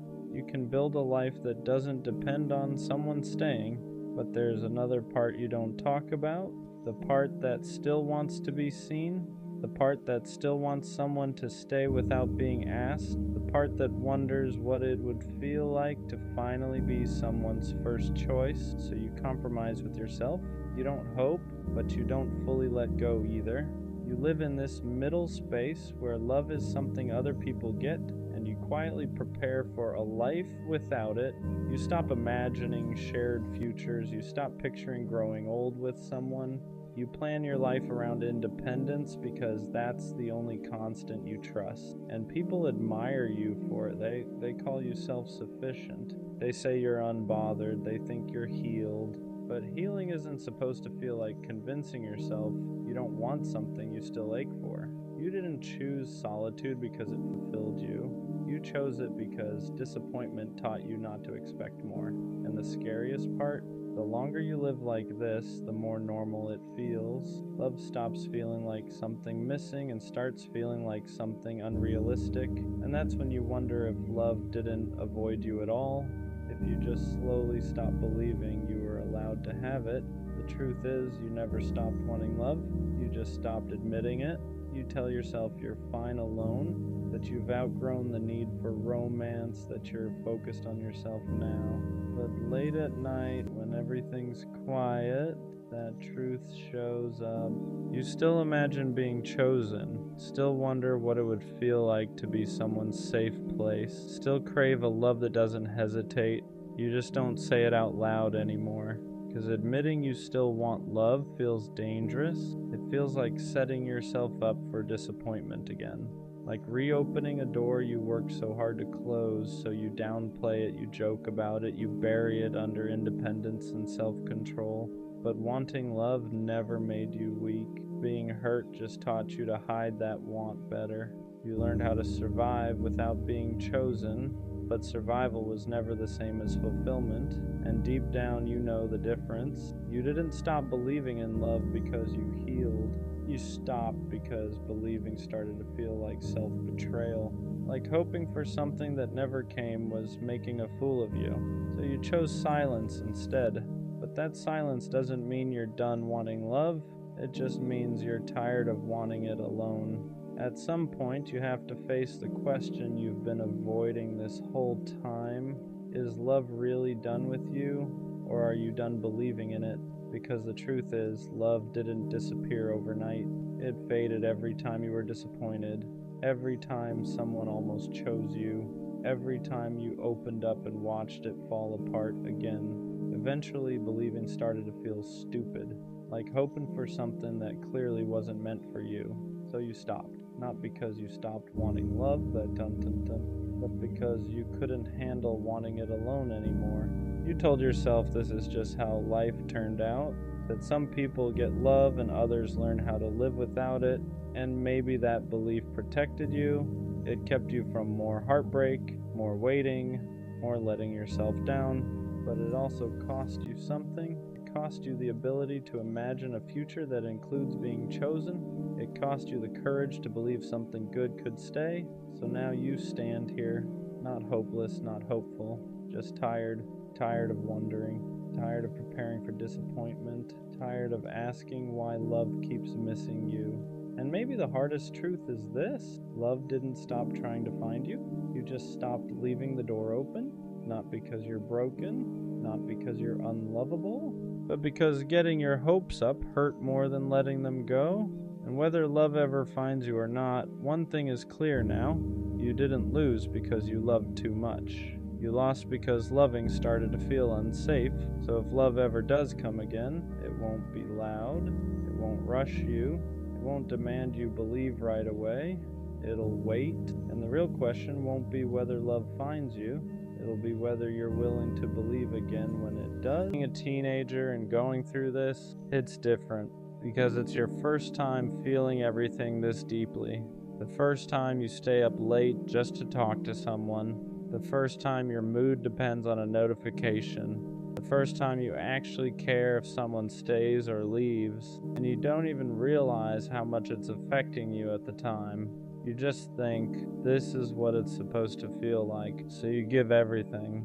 Your time, your attention, your energy. Because to you at that age, you don't know how to control how much you feel. Nobody teaches you that. There's no balance, no take it slow. You just go all in without even realizing it. Because when something feels real for the first time, you don't question it. You don't think about protecting yourself.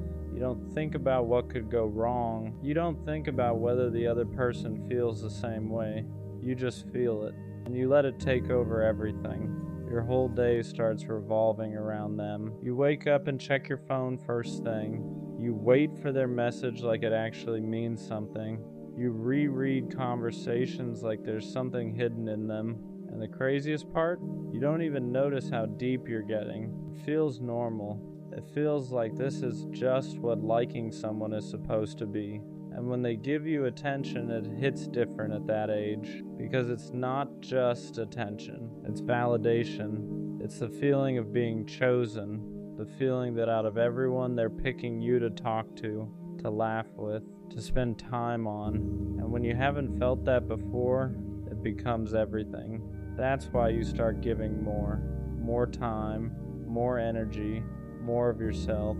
You stay up later than you should just to talk to them. You ignore other things just to keep the conversation going. You make space for them in your life without even realizing how much space you're giving. And in your head, you think it's mutual. You think they feel it the same way you do. Because why wouldn't they? They're replying. They're talking. They're there. So it must mean something, right? But that's the part nobody tells you when you're younger. Just because someone is there doesn't mean they're there the same way you are. And you don't realize that yet. Not until things start changing. And when things start changing, you don't accept it right away. You feel it, but you don't accept it. Because at that age, your first instinct isn't to walk away, it's to hold on tighter. You start overthinking everything. Why did they reply slower? Why do they seem different? Did I do something wrong? And instead of pulling back, you lean in. You text more. You try harder to keep the conversation alive. You become more available, more understanding, more patient. Because in your head, if something is slipping, you don't let go. You fix it. But what you don't realize is you're the only one trying to fix something. And that's where it starts to hurt. Not all at once, slowly. You start noticing the little things, the way they don't text like they used to, the way conversations feel shorter, the way you're the one carrying most of it now, and it's confusing, because just a little while ago, everything felt easy. So you keep chasing that version, the version of them that made you feel wanted, the version that stayed up late with you, the version that made it feel like you mattered. And every time they show a little bit of that again, it resets everything. You think, okay, it's back. You think maybe it was just a phase. Maybe you were overthinking. Maybe everything is fine. But it never stays. It comes back for a moment, then disappears again. And that's when you start feeling something you've never really felt before. Not just sadness, not just confusion, but the feeling of caring more than someone else. And when that hits you for the first time, at that age, it changes you. That feeling of caring more than someone else, it's something you don't understand the first time it happens. Because in your head, you're thinking, how can I care this much and they don't feel the same? It doesn't make sense. You replay everything. All the conversations, all the late nights, all the moments that felt real, and you start questioning all of it. You wonder if you imagined it, if you read too deep into things, if you made something bigger than it actually was. Because how does something feel that real and still end up one-sided? So you try to fix it, not directly, but in small ways. You change how you text, you try to be more interesting, you try to say the right things. You become more aware of everything you do, because now you're trying to hold on to something that's already slipping. And the worst part is, they don't even realize what you're going through. To them, it's just a shift, just a change in how they feel. But to you, it feels like everything is falling apart, because at that age, you don't separate your feelings from your identity. If someone pulls away, you don't just think they changed. You think, what's wrong with me? And that question stays in your head, quietly, in the background, every time they reply late, every time they seem distant, every time you feel like you're trying harder than they are. You start shrinking yourself without noticing, trying to fit into what you think they'll stay for, trying to be enough in a way that makes them come back. But no one tells you this when you're younger. You can't fix someone losing feelings by changing yourself. And that's the part you learn the hard way. That's when it really starts to change you. Not just how you feel about them, but how you start seeing yourself. Because once you feel like you're not enough for someone, that thought doesn't just stay in that situation. It follows you. You start second-guessing everything. The way you talk, the way you act, the way you show up. You think maybe you were too much, too available, too caring, too real. So you start holding back, not because you want to, but because now you're scared of feeling that same way again. And the crazy part is, they probably don't even realize the impact they had. To them, it was just something that didn't work out, just a phase, just someone they talked to for a while. But to you, it was your first time feeling something real, your first time getting attached like that, your first time learning what it feels like to lose someone emotionally before you even fully had them. And that sticks with you, because now you know what it feels like to give everything and not get it back the same way. So the next time something like that comes around, you're not the same. You hesitate. You think more. You hold back parts of yourself you used to give freely. And that's when your teenage years start teaching you something nobody explains to you directly. Not everyone you feel something real with is meant to stay. After that, you start realizing something you didn't understand before. Not everyone feels things the same way you do. Because in your mind, if something feels real, it should mean something. It should last. It should turn into something more. But reality doesn't always work like that. Someone can talk to you every day, laugh with you, stay up late with you, make you feel like you matter, and still not feel it the same way you do. And that's confusing when you're younger, because you don't understand how something can feel so real and still not be real to them. So you start questioning everything, not just them, but the whole idea of what you felt. You think, was it even real? Did I just imagine it? Did I care more than I should have? But the truth is, it was real, just not equal. And that's a hard lesson to learn that early, because now you're not just dealing with feelings, you're dealing with imbalance. You start realizing you are the one initiating more, the one caring more, the one thinking about them more, the one building something in your head that they were just experiencing in the moment. And once you see that, you can't unsee it. That's when things shift inside you. Not loudly, but quietly.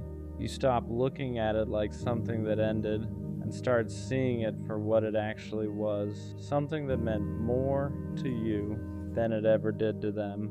And once that realization settles in, you start changing in ways you don't even notice at first. You're not as quick to open up anymore.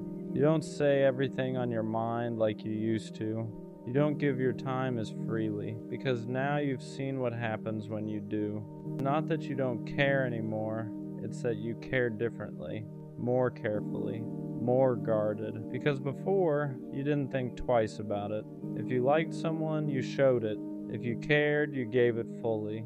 No hesitation, no second guessing. But now, there's a pause, a moment where you think, is this even worth it? And that pause comes from experience, from that first time you gave everything and realized it didn't guarantee anything. So now you move smarter, you watch actions more, you notice effort more, you pay attention to how someone shows up, not just what they say. And even though it makes you more aware, there's a small part of you that misses how you used to be, the version of you that didn't overthink, the version that just felt things fully without fear, the version that believed if something felt real, that means something, because that version of you was pure, unfiltered, real in a way that's hard to get back once it changes. But that's what growing up during those years does to you. It doesn't just give you memories, it gives you awareness. And sometimes that awareness comes from learning things the hard way. After a while, you stop blaming them, and you stop blaming yourself. Because at that age, nobody really knows what they're doing, not fully. They don't know how to handle someone who cares deeply. They don't know how to communicate properly. They don't know how to leave without hurting someone. And you don't know how to protect yourself yet. So everything becomes intense. The good feels really good. The bad feels really bad. There's no balance, just highs and lows. And looking back, you start realizing something important. It wasn't meant to last. It was meant to teach you. It taught you what effort looks like, what inconsistency feels like, what it means to care more than someone else, and most importantly, it taught you what you should never accept again. Because once you've felt that imbalance, you recognize it faster next time. You don't stay as long. You don't ignore the signs as easily. Not because you don't care anymore, but because now you understand your value a little more than you did before. And that's the shift. You're not the same person you were at the start of it. You're more aware, more careful, more intentional.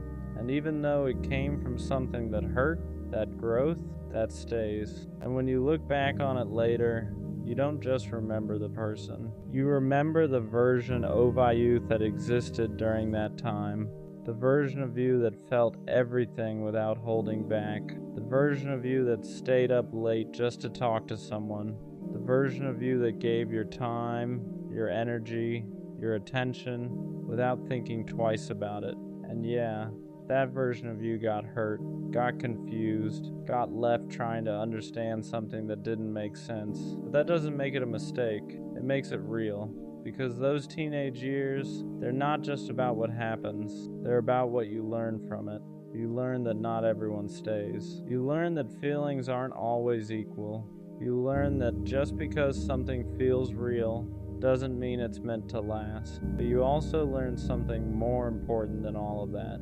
You learn how deeply you can care, how real you can be, how much you're capable of giving when you're fully invested in someone. And that's not something to regret, that's something to take with you. Because one day, you'll meet someone who matches that energy, someone who doesn't make you question it, someone who doesn't make you feel like you're too much or not enough.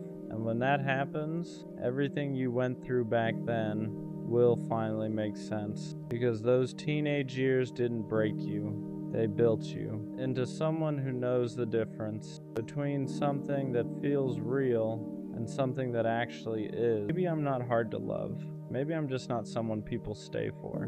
Because they come close, they get attached, they say they care, they act invested, and then something shifts, they pull back, they get unsure, they choose easier. And after it happens enough times, you stop blaming timing, you start blaming yourself. You start wondering if you're good for the moment, but not for the long term. If you're exciting, but not secure. If you're lovable, but not keepable.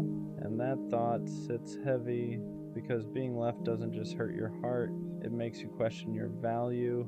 When almost relationships keep happening, your brain starts building a story, a quiet one. It says, people like you, but they don't stay. And once that narrative forms, everything starts filtering through it. If someone takes longer to reply, you assume they're losing interest. If someone pulls back slightly, you assume it's the beginning of the end. Because you've seen this pattern before, you've felt the slow fade, the shift in tone, the subtle detachment. So now even when something feels good, you brace yourself.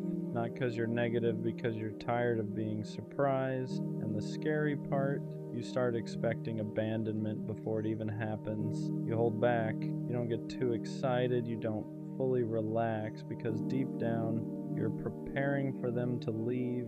Not because you're unlovable, but because repetition turned into belief. Fully relax into the connection. Because fully relax into the connection. Because what's the point if it's temporary anyway? You become hyper-aware, watching for changes, tracking energy shifts, reading into silence, and sometimes, without realizing it, you create distance first. You pull back slightly, you act less invested, you test their consistency, not to play games, but to protect yourself, because if they're gonna leave, you'd rather see it coming. But here's the hard truth. When you show up guarded, you don't give love the chance to feel safe. Not because you're toxic, not because you're difficult, but because you're tired. Tired of being surprised, tired of being left, tired of being the one who cares more. So you half show up, and then when it ends, it feels like confirmation. See? They left again. But maybe it's not that you're someone people don't stay for. Maybe it's that you're still healing from the last time they didn't. There's a difference between being left and choosing people who were never built to stay. That's the part we don't always see, because when someone walks away, it feels personal, it feels like they evaluated you and decided you weren't enough. But look closer. Were they consistent from the start? Were they clear about their intentions? Were they emotionally available or just present? Sometimes the pattern isn't that you're not worth staying for. It's that you keep giving your depth to people who only plan to visit. People who like connection but fear commitment. People who enjoy intimacy but avoid responsibility. And when they leave, it reinforces the narrative. No one stays. But maybe the better question is, who have I been choosing? Because when you stop choosing emotionally unavailable people, the pattern changes. Not instantly, not magically, but gradually.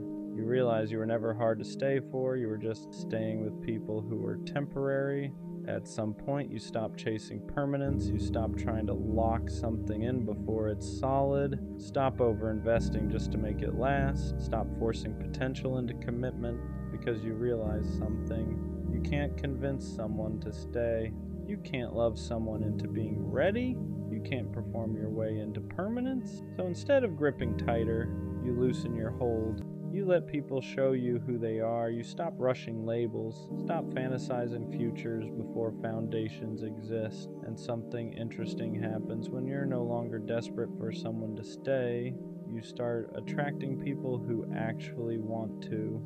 Because permanence isn't built through pressure, it's built through alignment. You don't chase it, you allow it. And when someone stays without being forced, without being convinced, without being chased, it feels different. Not fragile, not uncertain, just steady. At some point, the fear shifts. It stops being, they're going to leave, and becomes, if they do, I'll be okay. That's confidence, not the loud kind, not the I don't care kind.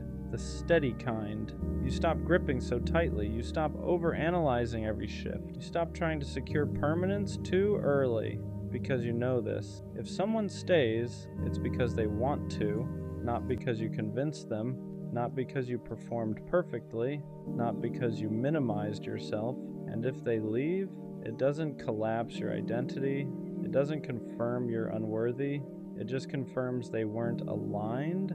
You're not scared of people leaving anymore. You're more concerned with whether they're capable of staying. And that's different because now you're not auditioning, you're observing. And the people who are meant to stay, they won't need to be chased. They won't need to be monitored.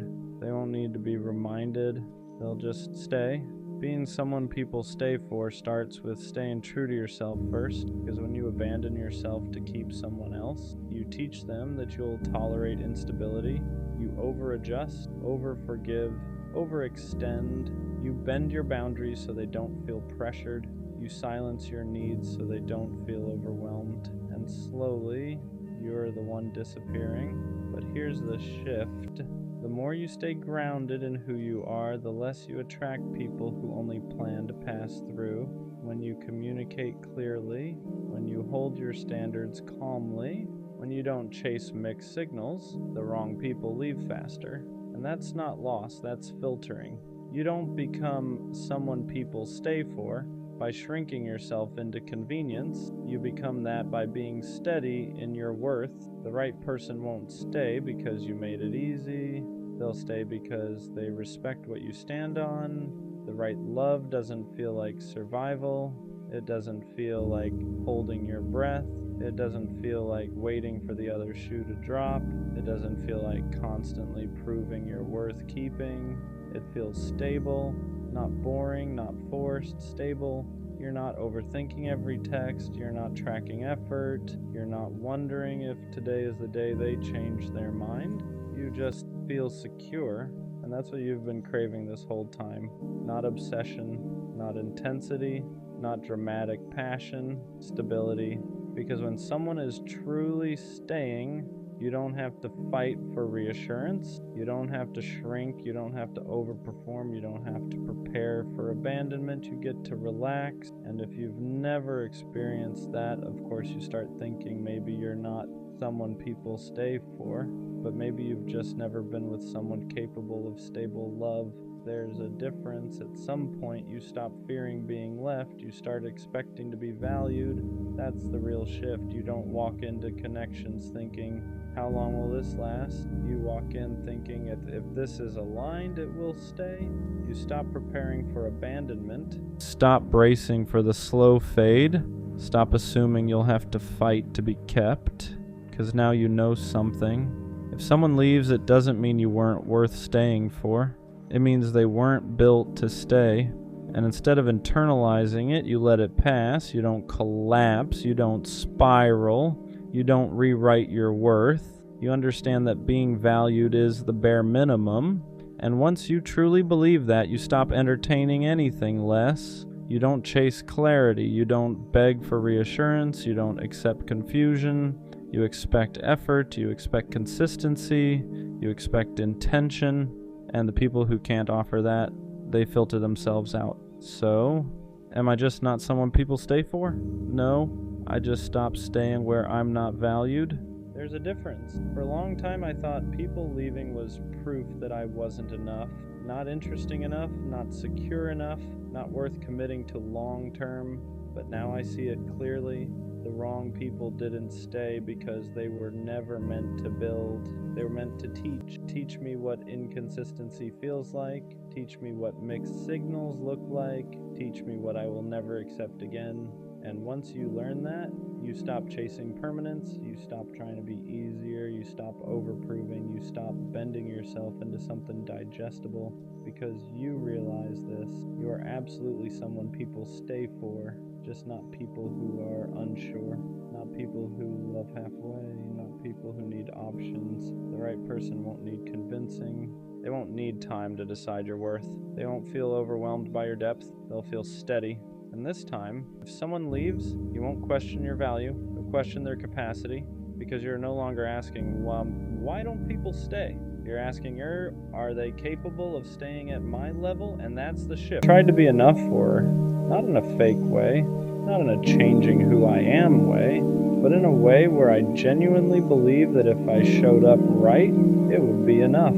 So I gave more time, more attention, more patience. Whenever something felt off, I didn't pull away, I leaned in, because in my head, if something is slipping, you don't let go. You hold it tighter, you fix it, you show up better. But what I didn't understand at the time was this: you can't be enough for someone who's already unsure about you. The more I tried to be enough for her, the more I started losing myself in the process, because every time something felt off, I didn't question her. I questioned me.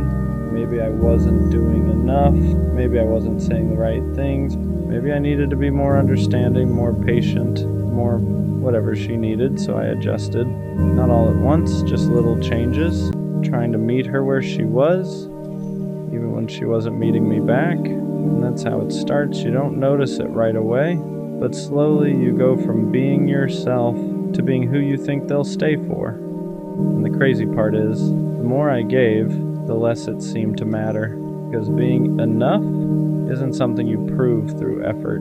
It's something someone decides, and I was trying to earn something that isn't earned like that. I thought if I stayed consistent enough, if I showed her I wasn't going anywhere, if I made it clear how much I cared, she would eventually see me the way I wanted her to, but she didn't. And that's when it started hitting me. This wasn't about effort anymore, because if someone already sees you as not quite enough, no amount of extra effort fixes that. It just exhausts you. You keep giving, keep adjusting, keep trying to close a gap that only exists in their perception, and that gap never closes, because it was never about what you lacked. It was about how they saw you, and that's something you can't control. There were moments where I thought I was finally getting there, moments where she seemed more present, more engaged, more like everything I had been trying to build toward, and those moments kept me going, because they felt like progress, like proof that everything I was doing was starting to work. But looking back now, those weren't breakthroughs. They were just temporary highs in something that was still unstable. And every time it dropped again, I went right back into trying to fix it, trying to understand it, trying to be better, because I didn't want to accept something simple, that I could be everything I was supposed to be and still not be enough for her.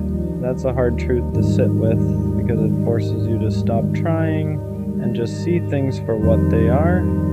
For a while, I took it personally. I thought it meant something about me, like I was missing something, like I needed to improve something to be chosen. But now I understand something clearly. You're not supposed to feel like you're constantly proving your worth to someone who truly values you. That feeling, that constant need to be more, that's not love.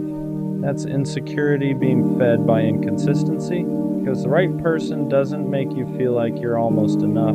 They don't keep you in a space where you're trying to level up just to be chosen. They see you clearly, and they decide, without you having to convince them, without you having to overextend yourself, without you having to question where you stand. And once I understood that, everything changed, because now I wasn't looking at myself like I needed to improve to be chosen. I was looking at the situation for what it really was: misalignment, not lack, not failure, just two people who weren't seeing each other the same way. And no amount of effort fixes that. So yeah, I tried to be enough for her, and for a while I thought I wasn't, but now I see it differently. I was already enough, just not for her, and that's okay, because the goal was never to become enough for the wrong person. It's to be recognized by the right one, the one who doesn't need convincing, the one who doesn't need you to prove your value, the one who sees you and chooses you as you are. So I'm not trying to be more anymore, I'm just being real and letting the right person recognize. We all know that one friend who's genuinely a good guy, not the fake nice kind, not the kind that's only good when it benefits him. I mean the real kind, the one who listens more than he talks, the one who checks in just because, the one who walks her home, texts, "Let me know when you get there," and actually waits for the reply, not for points, not for validation, just because that's who he is. He shows up when people call. He remembers small details. He gives effort without keeping score. And somehow, he's always the one that gets hurt. Girls say they want a good guy. They say they're tired of games, tired of being treated wrong. But when a good guy actually shows up, he gets pushed to the side, kept around just in case, treated like an option instead of a choice. He gets left on red, gets mixed signals, gets told, "You're amazing, just not right now." And then one day, he watches her choose someone who won't even do half of what he did. And the worst part? He doesn't complain about it, he jokes it off, acts like it doesn't bother him, plays it cool. But if you're paying attention, you see the change. He laughs less, questions himself more, starts wondering if being genuine is the problem, if caring too much makes him weak, if being a good guy even matters anymore. So he hardens a little, pulls back, stops giving as freely, not because he wants to be cold but because the world keeps teaching him that softness gets punished. It reminds me of Tanjiro from Demon Slayer. Gentle, compassionate, kind even to people who don't deserve it. People mistake that kindness for weakness until they realize how much strength it actually takes to stay good in a cruel world. That's the truth people forget. Real strength isn't loud.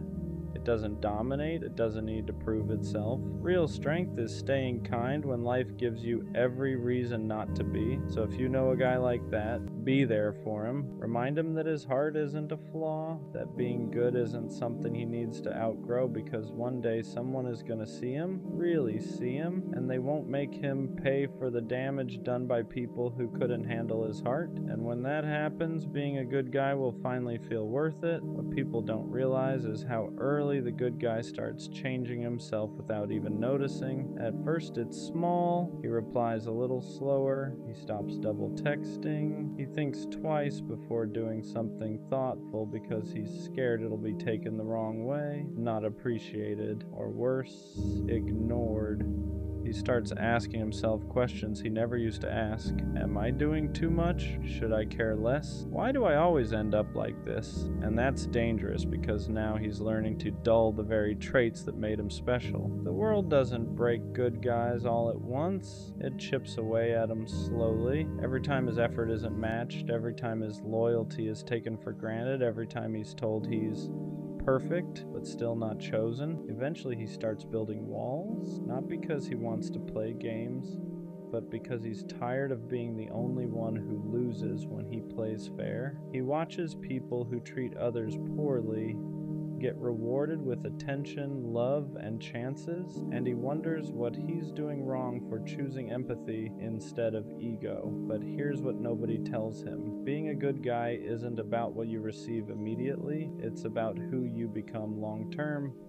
patience he has, the emotional awareness, the ability to love deeply without needing control. Those qualities don't disappear just because they've been overlooked. They mature, and when the right person finally comes along, those same traits won't feel like a burden. They'll feel like safety, like home, like something rare in a world full of half-effort and emotional detachment. The good guy doesn't lose. He just waits longer for the right win. There's also something else the good guy carries that no one talks about. Guilt. Guilt for feeling angry when he's treated unfairly. Guilt for wanting to pull away. Guilt for even questioning whether being kind is worth it anymore. Because deep down, he doesn't want to become someone he wouldn't recognize. So instead of expressing that frustration, he swallows it. He tells himself to be patient, to be understanding, to give people the benefit of the doubt, even when they've shown him who they are multiple times. And that self-control, that restraint, it takes more strength than most people will ever realize, but it comes at a cost. He starts to feel invisible, like his effort only matters when it's convenient for someone else, like his loyalty is expected, not appreciated. And the scariest part isn't that people take advantage of him, it's that he starts expecting it. That's when the good guy begins to question his worth.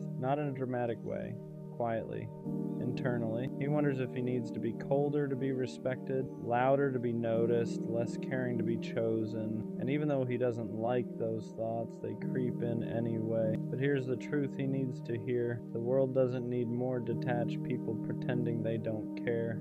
It needs more people who choose kindness, even when it's inconvenient. More people who know how to love without manipulation. More people who stay solid when everything around them feels fake. The good guy isn't weak for feeling deeply. He's strong for not letting pain turn him into something he's not. And one day that integrity will matter more than all the times he was overlooked. At some point, the good guy has to learn a hard lesson. Being kind doesn't mean being available to everyone. Being loyal doesn't mean tolerating disrespect. And having a good heart doesn't mean you owe it to people who keep proving they don't know how to handle it. This is usually the stage where he starts choosing himself. Not in a selfish way, not in a bitter way, but in a quiet, self-respecting way. He stops chasing people who only reach out when it's convenient. He stops over-explaining his intentions.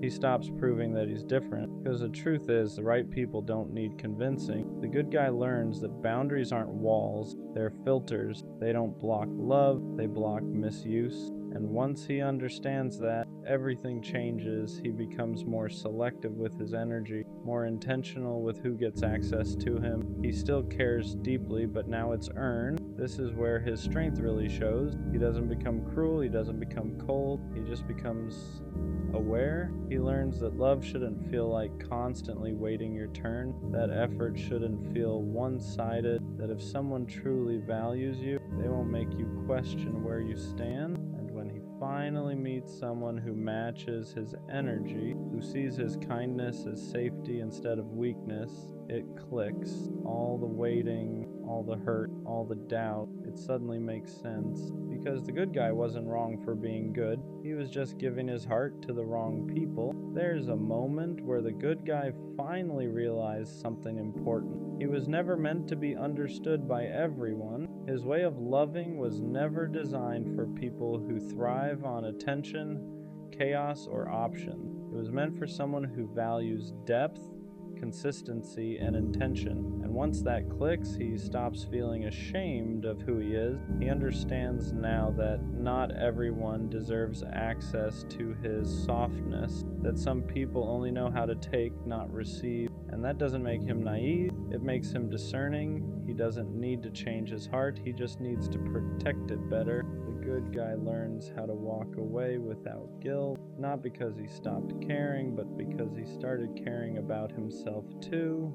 He learns that choosing peace over potential isn't giving up, it's growth. That silence is sometimes the loudest form of self-respect, and slowly something shifts. He speaks clearer, stops apologizing for having standards. He no longer wonders if being a good guy is worth it. He knows it is, because even if the world tried to harden him, it didn't succeed. He stayed true, and that integrity, That's something no one can take from him. One day, someone will meet him where he is. They won't question his intentions. They won't test his loyalty. They won't confuse kindness for weakness. They'll recognize it immediately and they'll protect it the same way he does. Until then, the good guy keeps moving forward, not bitter, not broken, just wiser. And when that day comes, it won't feel dramatic. It won't feel like a movie moment where everything suddenly makes sense all at once. It'll feel calm, familiar, almost quiet, because the right person won't make the good guy question himself. They won't make him wonder if he's doing too much or not enough. They won't make him feel like he has to shrink his heart to be accepted. They'll meet him where he stands. They'll appreciate the way he listens, the way he shows up, the way he loves without keeping score. And for the first time, he won't feel like his kindness is a liability. It'll feel like a gift, something mutual, something protected, something finally returned. The good guy won't have to explain himself anymore. He won't have to prove that his intentions are real. He won't have to play it cool or pretend he doesn't care. He'll be allowed to be exactly who he is, and that'll be enough. Until then, the journey matters. Every disappointment taught him boundaries. Every heartbreak taught him discernment. Every moment of doubt sharpened his sense of self. He didn't lose those years being overlooked. He was being prepared to recognize real love when it shows up, prepared to walk away from anything that feels half-hearted, prepared to protect his heart without hardening. So if you're that good guy reading this, don't change. Don't let the world convince you that you need to become colder to survive. Stay solid, stay honest, stay kind. Just be selective with who gets that version of you. Because the world doesn't need fewer good guys.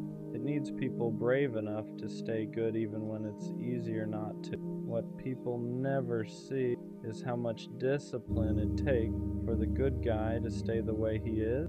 Every bad experience tempts him to harden up. Every time he's overlooked, replaced, or taken for granted, there's a voice in his head telling him to stop caring so much, to move differently, to love less, to become like everyone else. But he doesn't. Not because it's easy, but because he knows who he is. He understands now that changing his character to fit a broken system would only cost him himself, and losing yourself just to be chosen by the wrong people is a price that's too high.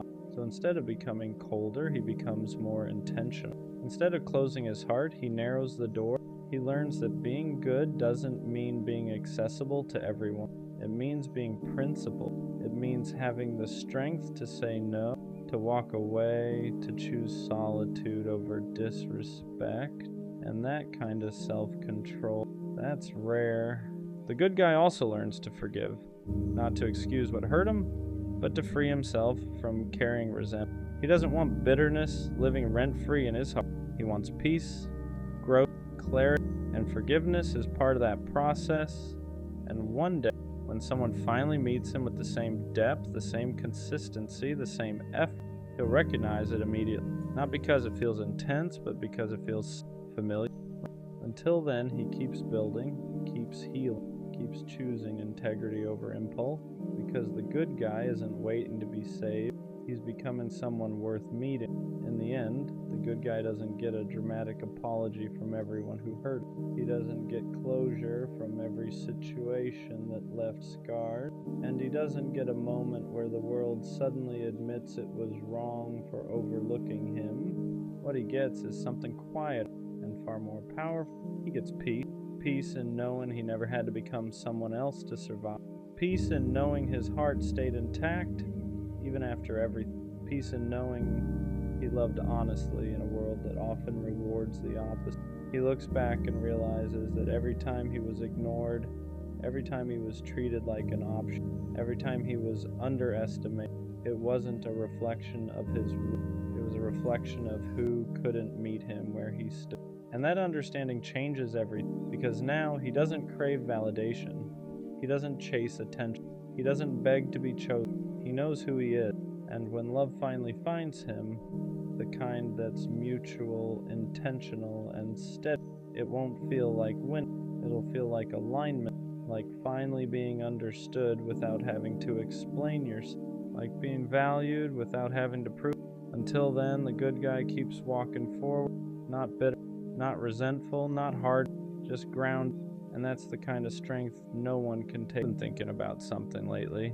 There's a difference between being loved and being convenient, and sometimes I can't tell which one I am, because you say you love me, you act like you care, you stay, but staying isn't the same as investing. You can stay in someone's life because they're easy, because they're understanding, because they don't cause too many problems, because they don't threaten your comfort. That doesn't automatically mean you love them deeply. And that's where my mind starts wandering.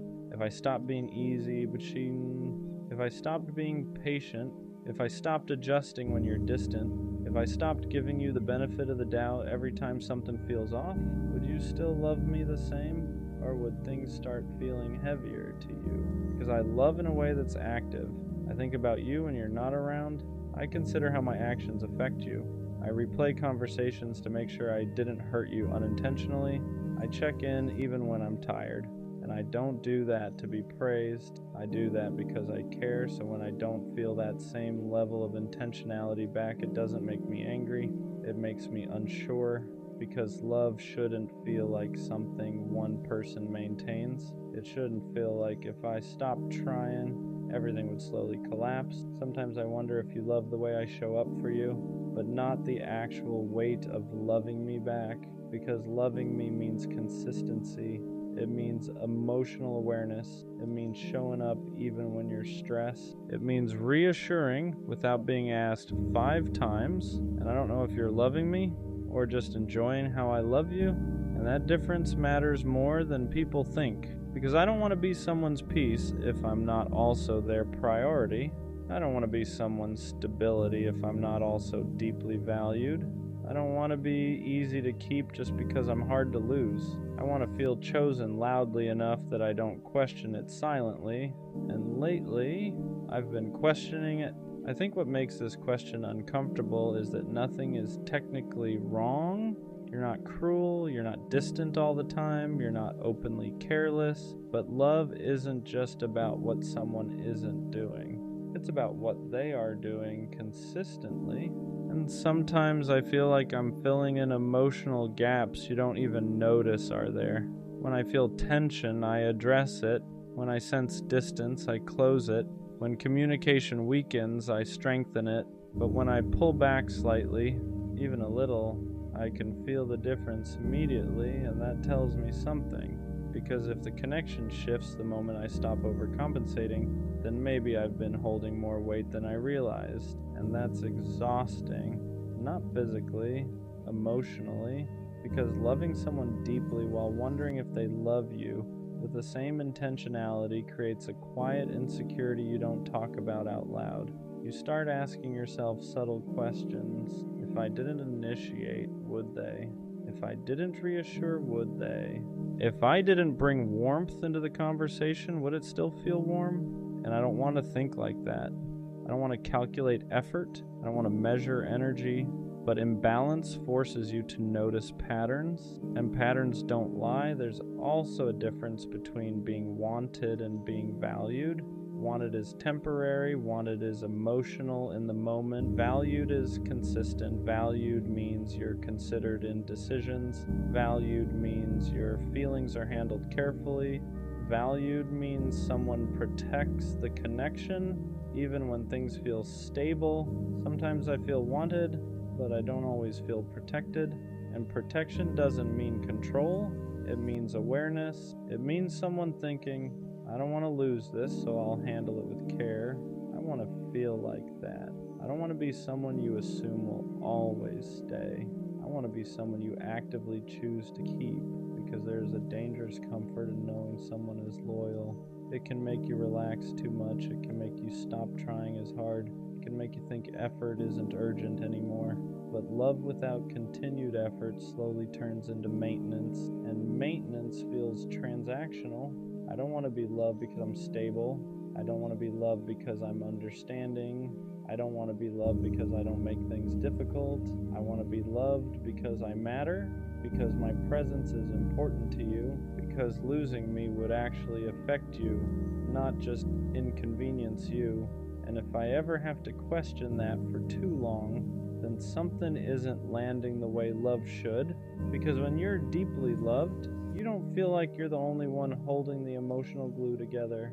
You feel supported, you feel met, you feel secure enough to stop asking whether you're too much. And until I feel that consistently, not just in moments, not just after I express doubt, that question will keep circling in my mind. Do you love me, or do you just like having me around?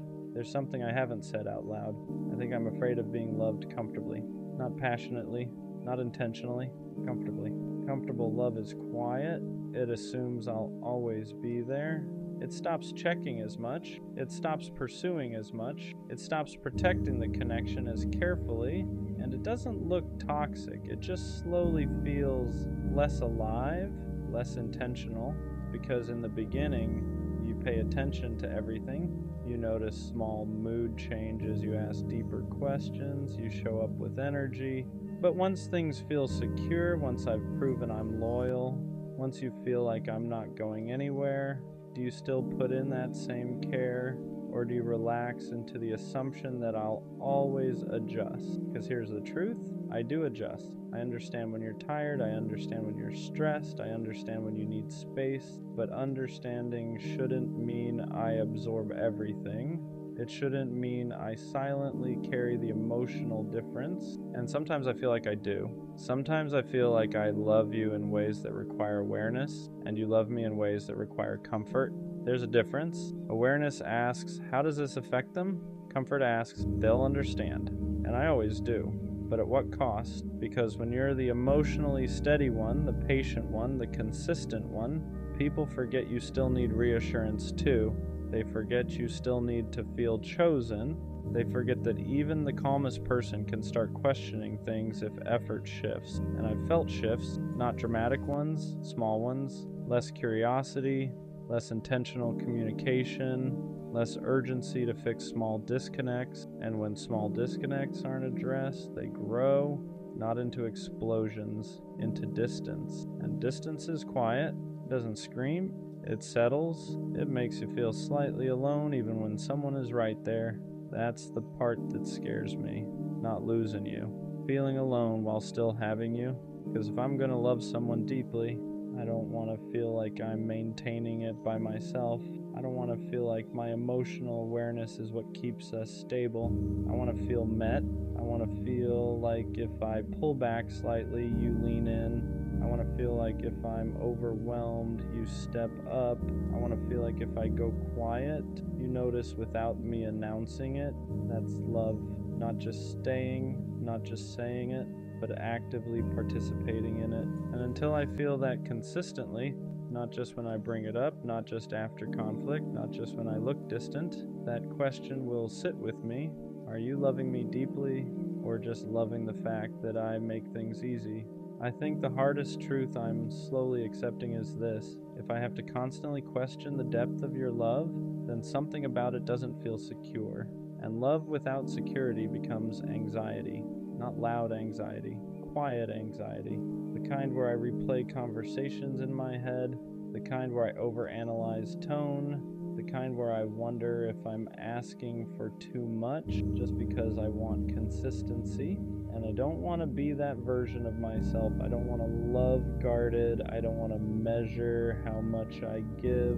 I don't want to calculate who initiates more. I don't want to mentally track effort just to reassure myself that things are balanced, because love shouldn't feel like an equation. It shouldn't feel like if I relax, everything will slowly fall apart. It should feel shared, protected from both sides, maintained by both people. There's a difference between being loved and being relied on. Being relied on means you're useful. Being loved means you're valued. Being relied on means you bring stability. Being loved means someone protects your emotional stability too. Being relied on feels good at first. It feels important, but over time, if it's not matched with intentional care, it starts to feel heavy, because I don't want to be the emotional backbone of something without feeling emotionally supported myself. And here's the part that really matters. If I stopped being the easy one, if I stopped being the understanding one, if I stopped smoothing over tension before it grows, if If I stopped filling emotional gaps without mentioning them, would you step up? Would you fight for it the same way? Would you lean in instead of leaning back? Or would things slowly drift because I'm no longer overcompensating? That question tells me everything, because real love doesn't depend on one person's emotional maturity to survive. Real love meets you halfway. It notices your silence. It responds to your distance with concern, not ego. It protects your heart even when you're not actively asking for protection. And I don't want dramatic love. I don't want obsessive love. I don't want love that feels like chaos. I want love that feels intentional. I want to feel chosen without begging for it. I want to feel prioritized without competing for it. I want to feel secure without constantly seeking proof. Because if you truly love me deeply, I won't feel like I'm guessing.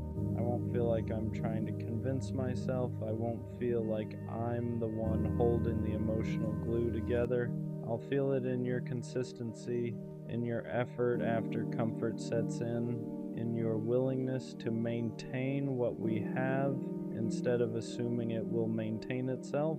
And maybe you do love me, but if I constantly feel like I'm the one protecting the connection, then it's not balanced. And love without balance eventually becomes exhaustion. So the real question isn't just, do you love me?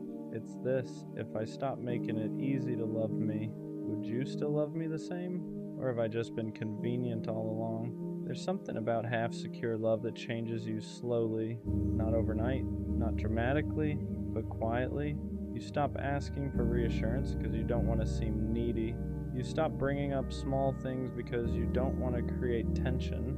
You start telling yourself it's not that serious, even when it is. And little by little, you become smaller inside the relationship, not because you're weak, because you're trying to protect it. But protection shouldn't only come from one side. I shouldn't feel like I'm constantly managing the emotional temperature. I shouldn't feel like I'm the one making sure things don't drift, because when you love someone deeply, you don't just assume they'll stay. You actively maintain the connection. You don't just rely on their loyalty. You honor it.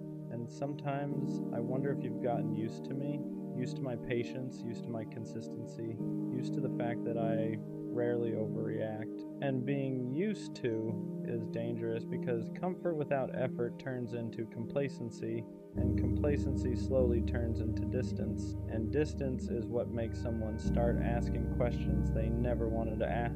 I don't need to be chased every day, but I do need to feel chosen every day. There's a difference. Chasing is about excitement. Choosing is about intention.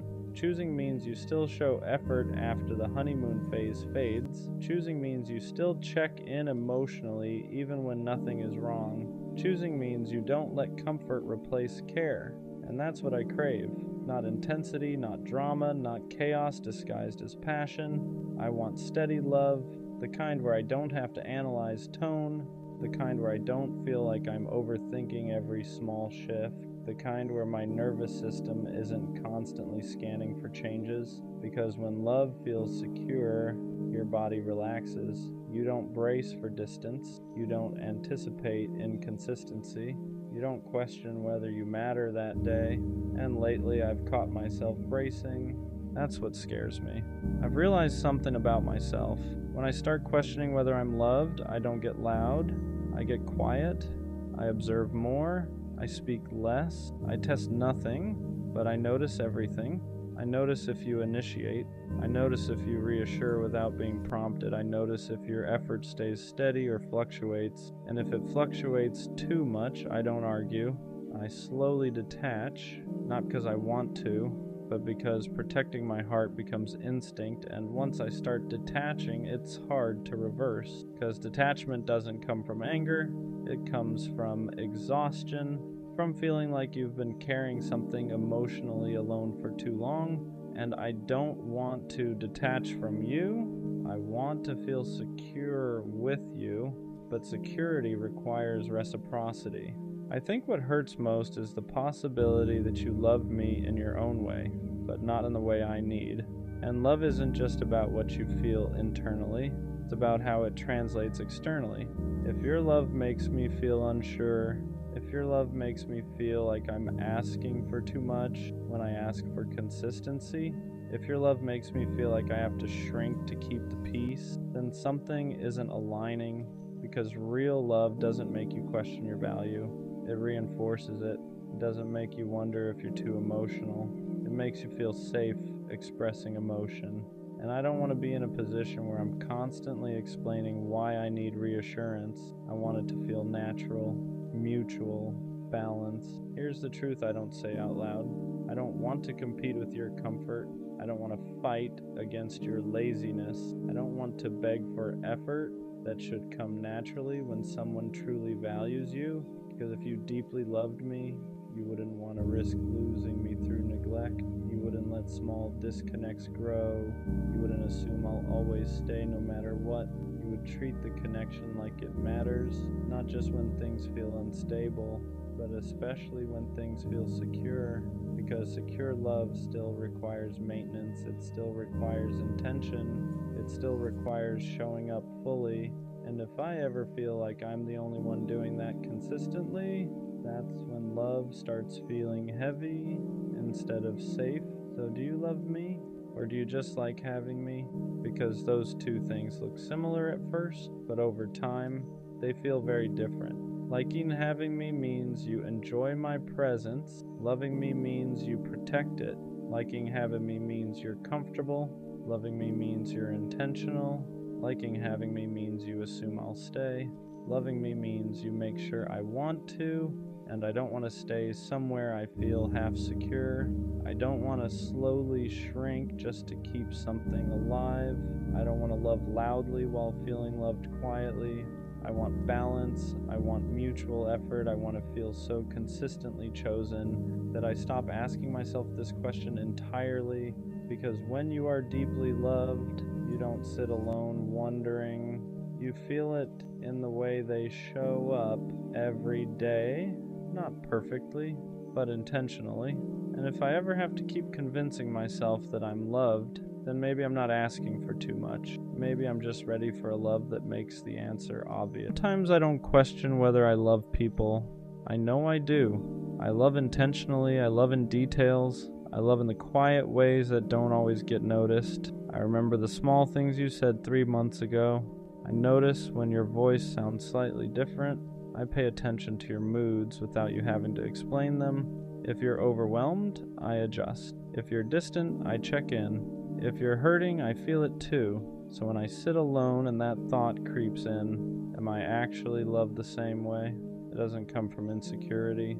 It comes from imbalance, because loving someone isn't hard for me, but feeling consistently loved back, that's where it gets complicated. There's a difference between being wanted and being valued, between being chosen and being considered, between someone enjoying your presence and someone protecting your heart. And sometimes I can't tell which one I am. Am I loved, or am I just convenient? Am I loved, or am I just consistent? Am I loved, or am I just the safe option, the stable one, the reliable one, the one who won't leave easily? Because people say I love you all the time, but love isn't proven in the words, it's proven in patterns. Do you show up the same way on random days, not just when you're lonely?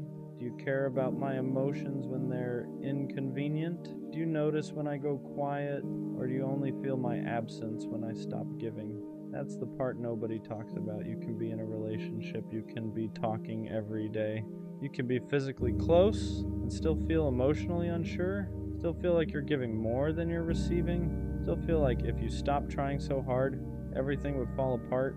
And if that's true, is that love? Or is that maintenance? I don't need constant reassurance. I don't need over-the-top affection. I don't need dramatic gestures. But I need to feel secure. I need to feel like I matter when I'm not performing strength. I need to feel like I'm loved even on the days I'm quiet, tired, distant, not at my best. Because real love doesn't just enjoy you when you're easy. It stays steady when you're human. And I think that's what scares me, the possibility that I'm loved for what I provide, not for who I am, loved for my stability, loved for my patience, loved for my understanding, but not deeply studied, not emotionally prioritized, not carefully handled.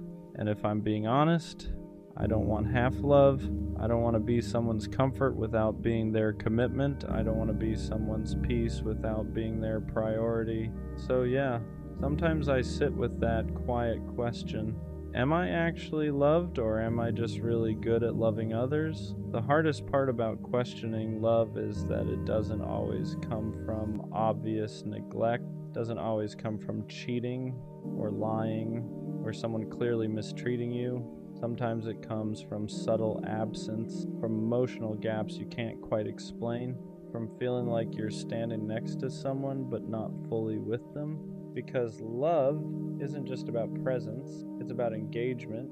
It's about whether someone studies you the way you study them. I ask myself things like, if I stopped initiating, how long would it take for them to notice? If I didn't send the good morning text, would they send one first? If I went quiet for a few days, would they check in because they care or because they're bored?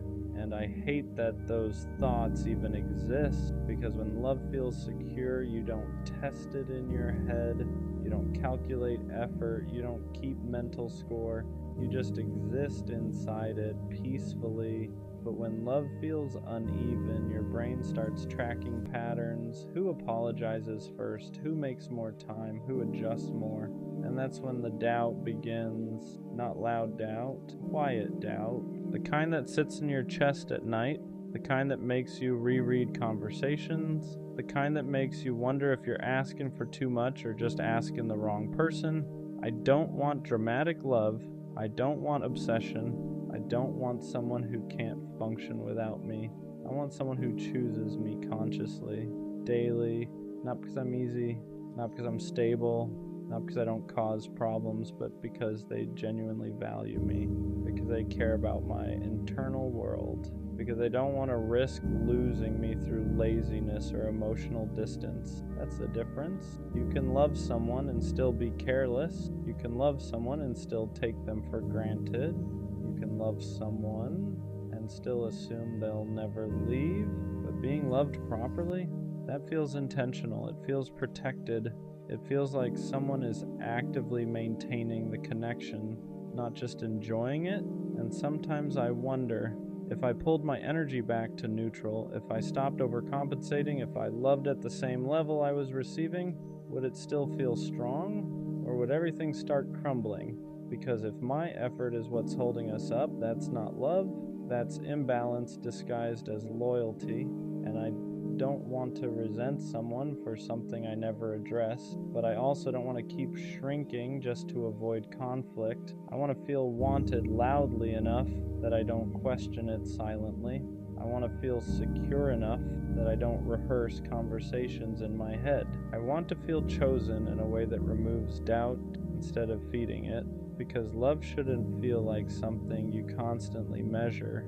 It should feel like something you rest inside, and until I can sit in it, without wondering if I matter the same way, I think that question will always echo softly. Am I actually loved, or am I just deeply loving? I think what makes this question heavy is that I don't doubt your feelings. I doubt your effort, because feelings are invisible. Effort isn't. You can tell me you love me, you can say it in the right tone, you can even mean it. But love that isn't maintained eventually feels like memory, and I don't want to live off potential. I don't want to survive off they care, they're just bad at showing it. Because if I can show it, if I can adjust, if I can communicate clearly, why does it feel like I'm the one stretching more? That's where the exhaustion comes in, not from loving you, from overcompensating for the space you leave.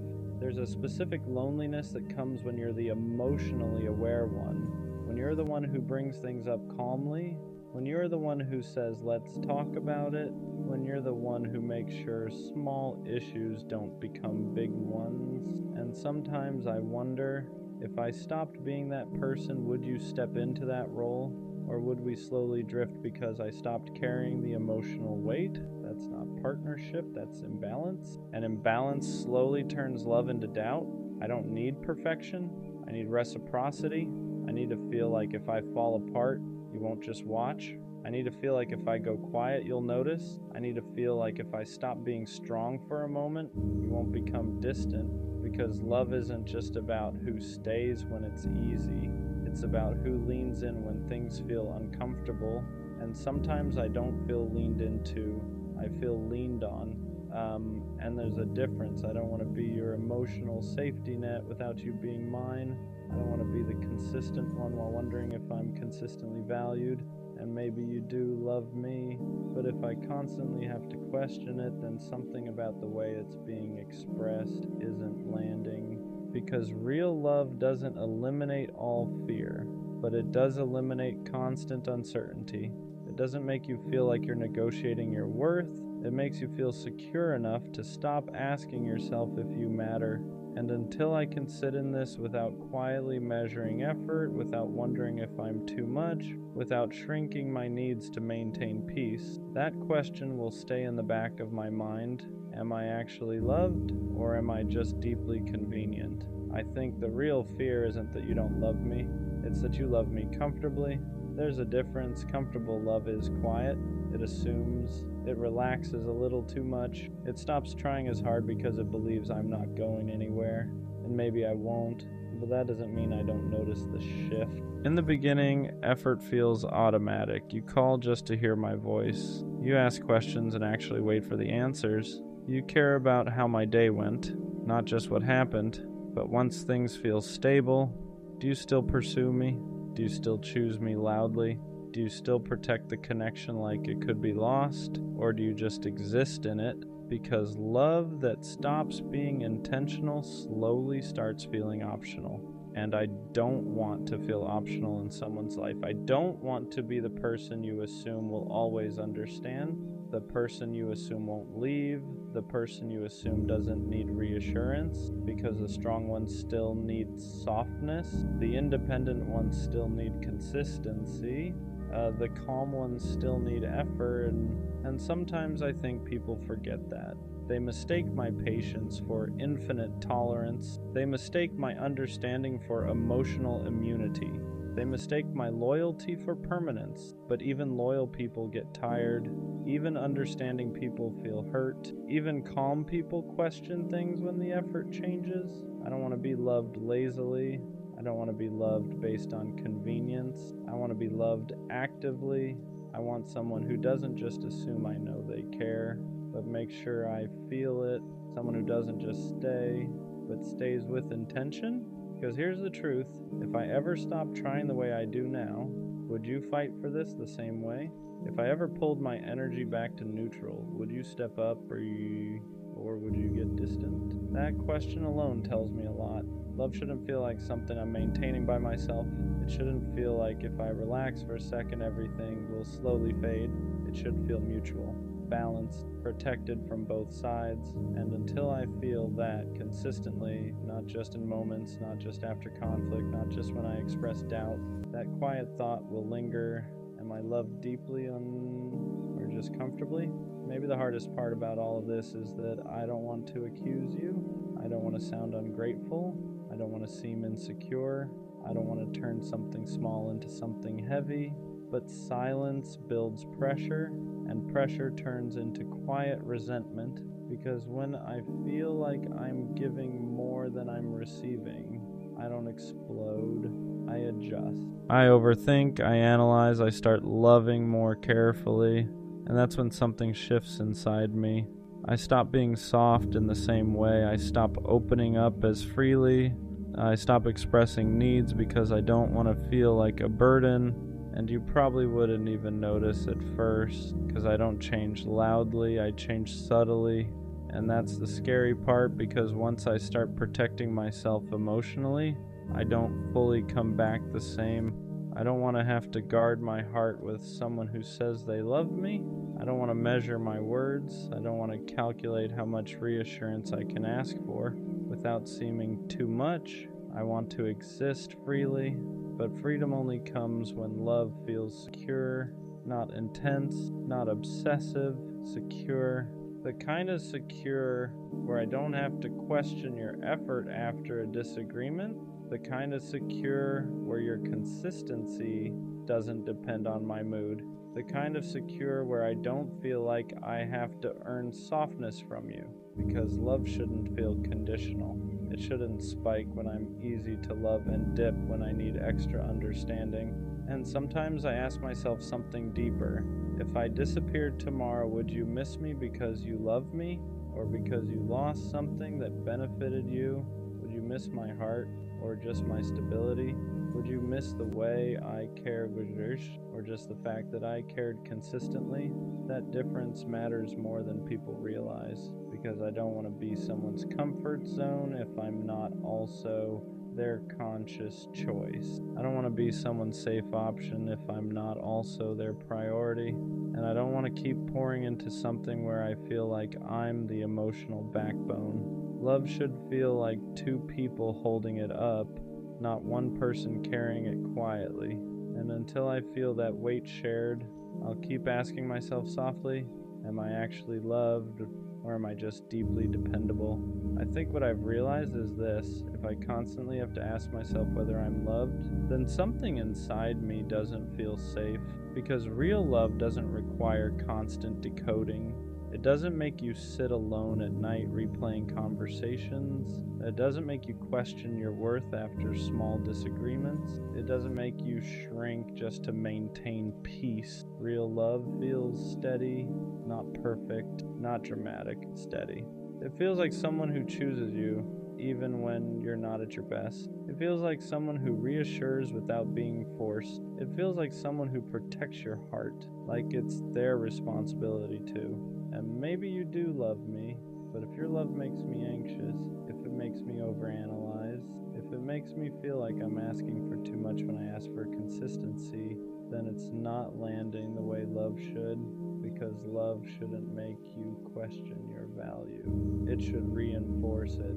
It shouldn't make you feel like you're lucky to be chosen. It should make you feel mutually chosen.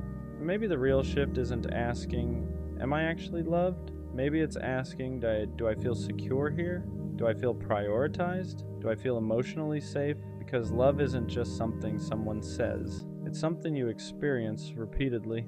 It's in the tone, the effort, the consistency after comfort sets in, the way someone handles you when you're difficult, not just when you're easy. And if I'm honest, I don't want intense love. I don't want dramatic love. I don't want love that feels like a roller coaster. I want love that makes me stop asking this question entirely. Love that's so clear, so intentional, so consistent that doubt doesn't have room to grow.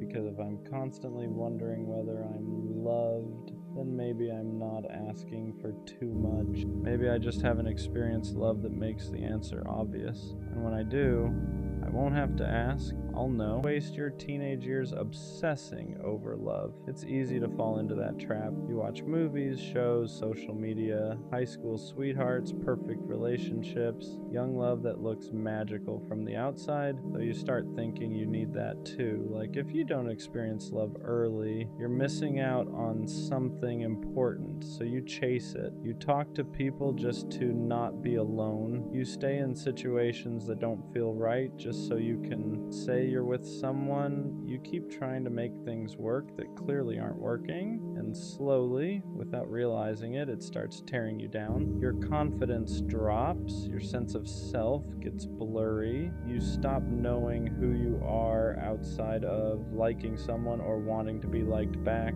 Your mood depends on replies, attention, validation, and that's dangerous at that age. When you're young, you're not supposed to have everything figured out. You're supposed to be discovering who you are, what you like, what you stand for, what kind of person you want to become. But when all your energy goes into chasing relationships, you neglect that part of yourself. You start building your identity around other people instead of building it from within. Here's the uncomfortable truth. Most teenage relationships don't last, not because you did something wrong, not because love isn't real, but because you're both still growing, still changing, still figuring life out. And forcing love before you even know yourself is like trying to build something on an unstable foundation. It cracks. every time. If something isn't flowing naturally, stop forcing it. Love isn't supposed to feel like constant stress, chasing, or proving your worth. If it's meant to happen, it won't require you to lose yourself to keep it. And the thing nobody wants to hear? Desperation pushes people away. Confidence attracts them. When you stop hunting for love and start working on yourself, things shift. You become more grounded, more secure, more you. And that's when real connections show up naturally. You still have so much life ahead of you, so much fun to have, so many experiences that don't revolve around relationships. Don't let anxiety over love rob you of your youth.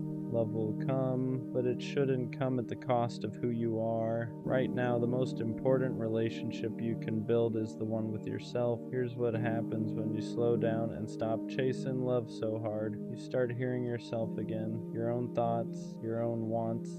You realize how much noise you were living with, always wondering if someone liked you back, always questioning where you stood, always trying to be enough for someone who barely knew who they were either. When you're young, your heart is open, but your identity is still forming. That's a dangerous mix. You attach quickly because you don't yet have roots in yourself. So when something ends, it doesn't just hurt, it shakes your entire sense of worth. You don't just lose a person, you lose who you thought you were with them. That's why breakups feel world-ending at that age. Not because the love was deeper, but because you were still becoming you. And every time something falls apart, you start questioning yourself instead of realizing it was just part of growth. When you step back from chasing relationships, you give yourself room to breathe. Room to build confidence that isn't dependent on attention. Room to develop interests, skills, goals. Room to fail at things that don't involve your heart breaking. And those failures, they teach you way more than forcing a relationship ever could. You also learn how to be alone without feeling lonely. That's huge, because once you can enjoy your own company, you stop settling for people who treat you like an option. You stop forcing conversations. You stop chasing mixed signals. You start choosing peace over drama, and the wild part is, once you stop looking desperate for love, you become more attractive without trying, not because you change your appearance, but because you carry yourself differently. You're not reaching for validation anymore. You're grounded, you're present, you're whole on your own. Love hits different when it finds you like that. When it comes from alignment instead of need, when it adds to your life instead of becoming your life. So don't rush it, don't force it, don't let relationships define you before you even know yourself. There's no prize for loving early, but there is power in loving wisely. Here's what happens when you slow down and stop chasing love so hard. You start hearing yourself again, your own thoughts, your own wants. You realize how much noise you were living with, always wondering if someone liked you back, always questioning where you stood, always trying to be enough for someone who barely knew who they were either. When you're young, your heart is open, but your identity is still forming. That's a dangerous mix. You attach quickly because you don't yet have roots in yourself. So when something ends, it doesn't just hurt, it shakes your entire sense of worth.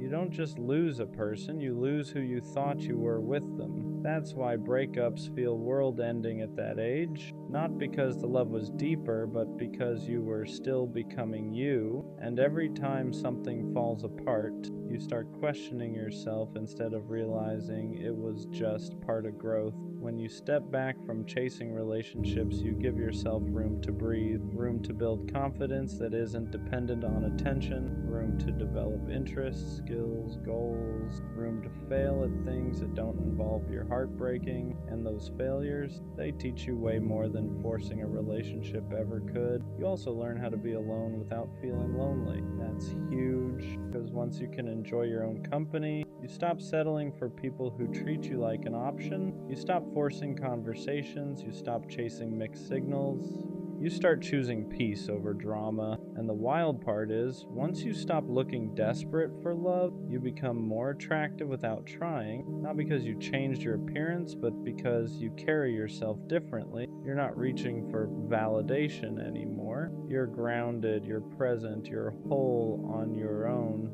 Love hits different when it finds you like that, when it comes from alignment instead of need, when it adds to your life instead of becoming your life. So don't rush it, don't force it, don't let relationships define you before you even know yourself. There's no prize for loving early, but there is power in loving wisely. The truth is, love isn't something you're late to. There's no deadline where if you don't find it by a certain age you've failed. That pressure is made up. It comes from comparison, from watching other people's highlights and assuming they're ahead of you. But everyone's path is different, and forcing yourself to keep up only makes you miss what's right in front of you. When you focus on yourself first, something happens. You stop romanticizing every connection. You stop projecting futures onto people who haven't even earned a place in your present. You start asking better questions, not just, do they like me? And do I even like how I feel around? That shift changes everything. You realize that love shouldn't drain you.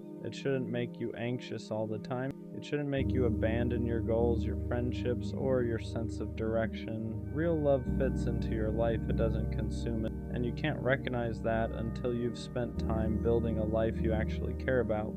This is also when you learn patience. Not the kind where you wait around hoping someone chooses you, but the kind where you trust that what's meant for you won't require you to chase it down. You stop running toward people and start walking toward yourself. And ironically, that's when people start noticing you more. Because confidence isn't loud. It's calm. It's knowing you're okay whether someone stays or goes. It's choosing people who choose you back without hesitation. And that kind of energy doesn't come from trying to be loved. It comes from being at peace with who you are. So don't rush love. Don't let loneliness make your decision. Don't let movies or social media convince you you're behind. You're not behind. You're building. And when love does show up, real love, you'll be ready for it, not desperate for it. One day you'll look back and realize how important this time was.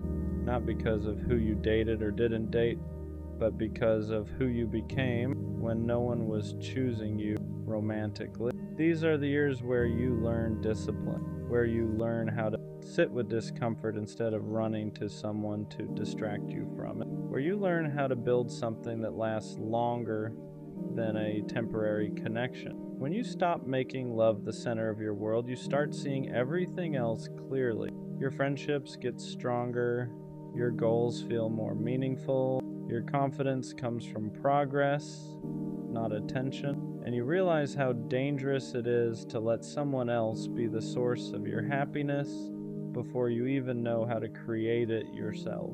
This is also when you start setting standards instead of expectations. Expectations are hoping someone becomes what you want. Standards are knowing what you will and won't accept. And standards only come from self-respect. You don't develop that by chasing validation. You develop it by choosing yourself consistently. There's a version of you that exists when you're not worried about being loved. That version is focused, curious, hungry for growth. That version doesn't beg to be chosen because he knows his value isn't determined by who stays. And that's the version of you that real love is actually drawn to. So let love be something that complements your life, not something that defines. Let relationships come from alignment, not loneliness. And trust that when the timing is right, when you're solid in who you are, love won't feel like something you have to chase. It'll feel like something that finally makes sense. You're not missing out, you're preparing. What people don't talk about enough is how much damage comes from learning love the wrong way too early.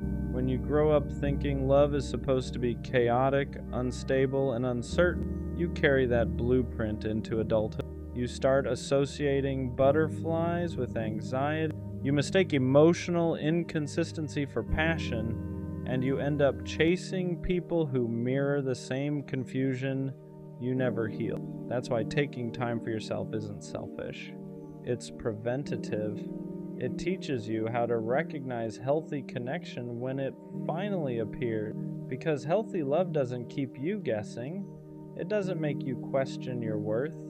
It doesn't feel like you're constantly auditioning to be chosen. When you build yourself first, you stop trying to earn love. You expect it to be mutual. You expect effort to be consistent. You expect respect to be automatic, and if it's not there, you walk away without turning it into a personal failure.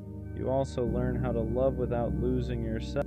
You keep your routines, your goals, your sense of direction. Love becomes something that adds warmth to your life, not something that replaces, and that balance is something you can only learn when you've spent time standing on your own. The biggest mistake isn't being alone when you're young. The mistake is tying your self-worth to relationships before you understand who you are without. You don't need someone to complete you. You need to complete yourself enough that love becomes a choice, not a necessity. So let yourself grow. Let yourself evolve without pressure. Let love meet you when you're ready to share your love, not escape, because the strongest love stories don't start with desperation. They start with self-respect. Eventually, you reach a point where you realize how quiet confidence actually feels. It's not loud, it's not flexing, it's not proving anything to anyone, it's waking up knowing, even if no one texts you today, you're still okay, that your life still has direction, that your worth didn't disappear because someone didn't choose you. That's the version of you love is meant to meet. When you're young, it's easy to think love will save you, that once you find the right person, everything else will fall into place. But real growth teaches you the opposite. You build the life first, you build stability, purpose, discipline, and self-respect. And then love fits into that life naturally, instead of becoming the thing you rely on to feel whole. This is why rushing relationships too early can stunt you. You start making decisions based on fear of losing someone instead of what's best for your future. You compromise your goal. You stay small to keep someone comfortable, and you don't even realize it's happening until you look back and feel behind. Taking time for yourself isn't missing. It's an investment. Every day you spend learning who you are, strengthening your mind, improving your habits, and building something meaningful is setting you up for a healthier connection later. One where love doesn't feel like pressure, but partnership. And when that love finally comes, you won't feel like you're holding your breath. You won't feel anxious or unsure. You'll feel steady, chosen, at peace.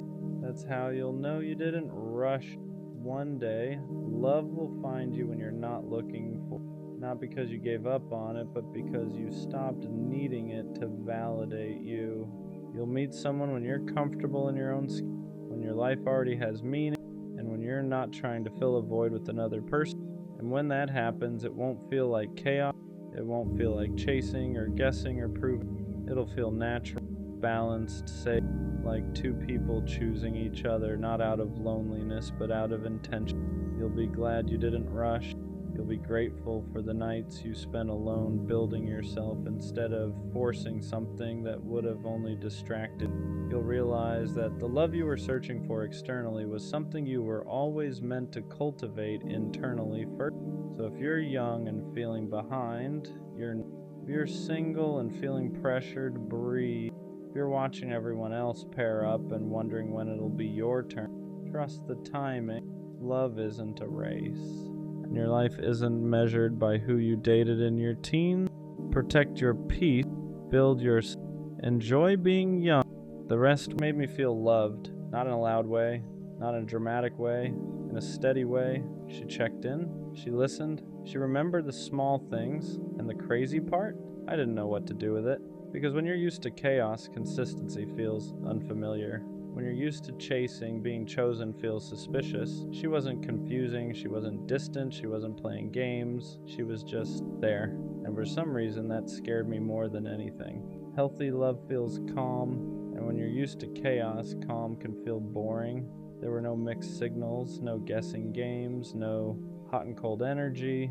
She didn't make me question where I stood, and that was new. I was used to intensity, late-night arguments, emotional highs and lows, passion that felt like a roller coaster.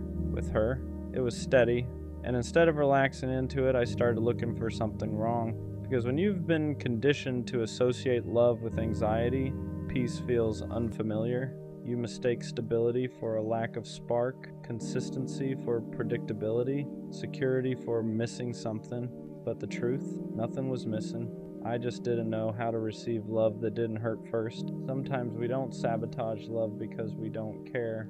We sabotage it because we don't feel worthy of it. She showed up consistently, she communicated clearly, she didn't make me chase, and instead of feeling grateful, I felt exposed, because when someone loves you properly, they see you, not just the confident version, not just the charming version, the insecure parts too, the guarded parts, the parts that still haven't healed. And when you don't fully love yourself, being loved deeply feels uncomfortable. You start thinking, what if she realizes I'm not as solid as I seem? What if she expects more than I can give? What if I mess this up? So you create distance first, you act unsure, you slow down, you convince yourself the timing isn't right, not because she wasn't enough, but because you didn't feel like you were. I told myself it wasn't the right time, that I needed to focus on myself, that I wasn't in the right headspace, that something felt off. But if I'm being honest, nothing was off. I was just scared of being responsible for something real. Scared of being consistent, scared of not being able to hide behind confusion anymore. Because when someone loves you right, there's no chaos to blame, no mixed signals to point at, no drama to distract you. It's just clarity. And clarity means accountability. I couldn't say she didn't show up. She did. I couldn't say she wasn't serious. She was. So the only thing left to question was myself. And that's harder than walking away. You don't always realize what you had while you have it. Sometimes you realize it in the silence after, when the good morning texts stop, when the consistency disappears, when the calm you once questioned is suddenly gone. And that's when it hits. She wasn't boring, she was safe, she wasn't too available, she was intentional. She wasn't lacking spark, she just wasn't chaos. I confused stability with something missing because I was addicted to intensity. And now that it's quiet, I see it clearly. She wasn't asking for too much. She was offering exactly what I claimed I wanted, and the hardest part is realizing she didn't leave because she didn't care. She left because I hesitated. Growth doesn't always happen while you're in something good. Sometimes it happens after you lose it, after the silence, after the distance, after you sit alone with no one to blame but yourself. That's when reflection hits differently. You replay conversations, moments you brushed off, times she asked for reassurance and you gave her half answers, not because you didn't care, but because you weren't mature enough yet to handle something healthy.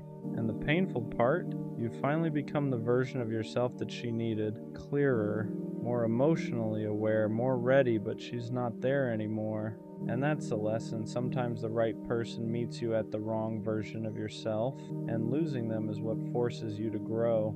Now the question is different. Do I reach back out, or do I let her have the peace I couldn't give her before because missing someone isn't the same as being ready for them? Regret can feel like growth, loneliness can feel like clarity, but are you actually different, or do you just miss how she made you feel? That's the part nobody talks about. It's easy to want someone back when you finally understand their value.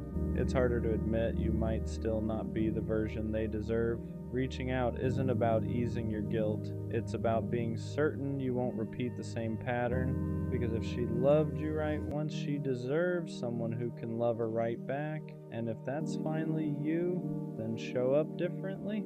If it's not, let her be loved properly by someone who was ready the first time.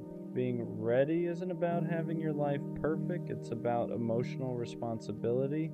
It's about being able to communicate without shutting down, being consistent without feeling trapped, being vulnerable without running when it gets real. I thought being ready meant having money right, career right, timing right, but she didn't need perfection. She needed presence. She needed reassurance without having to beg for it. She needed clarity without having to decode it. She needed someone who didn't confuse peace with boredom. And the truth, I wasn't emotionally disciplined enough. I liked being loved, but I wasn't ready to love back at the same level. And that's the difference. Being ready means you don't just enjoy the love, you reciprocate it fully. Was losing her a mistake? or was it a lesson I had to learn the hard way? At first it felt like a mistake, like I let something rare slip through my hands, like I fumbled the one person who actually showed up right. But the more I sat with it, the more I realized something. If I wasn't ready, I would have hurt her eventually. Not intentionally, not maliciously, but through inconsistency, through hesitation, through emotional immaturity. And she didn't deserve that. Sometimes the loss isn't punishment, it's preparation. Preparation to become the version of yourself who doesn't run from healthy love, who doesn't confuse peace with boredom, who doesn't sabotage stability. Maybe she wasn't meant to stay forever. Maybe she was meant to show me what real love looks like, so I'd stop settling for less and stop being less. And that doesn't erase the regret, but it gives it meaning. Will she ever know how much she meant to me? Probably not in the way she deserved, because when she was loving me out loud, I was loving her quietly. When she was certain, I was unsure. When she was present, I was half in. And now that I finally understand her value, it's in hindsight. But here's what I do know. She raised my standard, not just for what I want, but for who I need to be. She showed me that love doesn't have to be chaotic to be real, that consistency isn't boring, that reassurance isn't weakness, that stability is rare, and maybe she'll never know how much she changed me. Maybe she'll never know that losing her is what forced me to grow.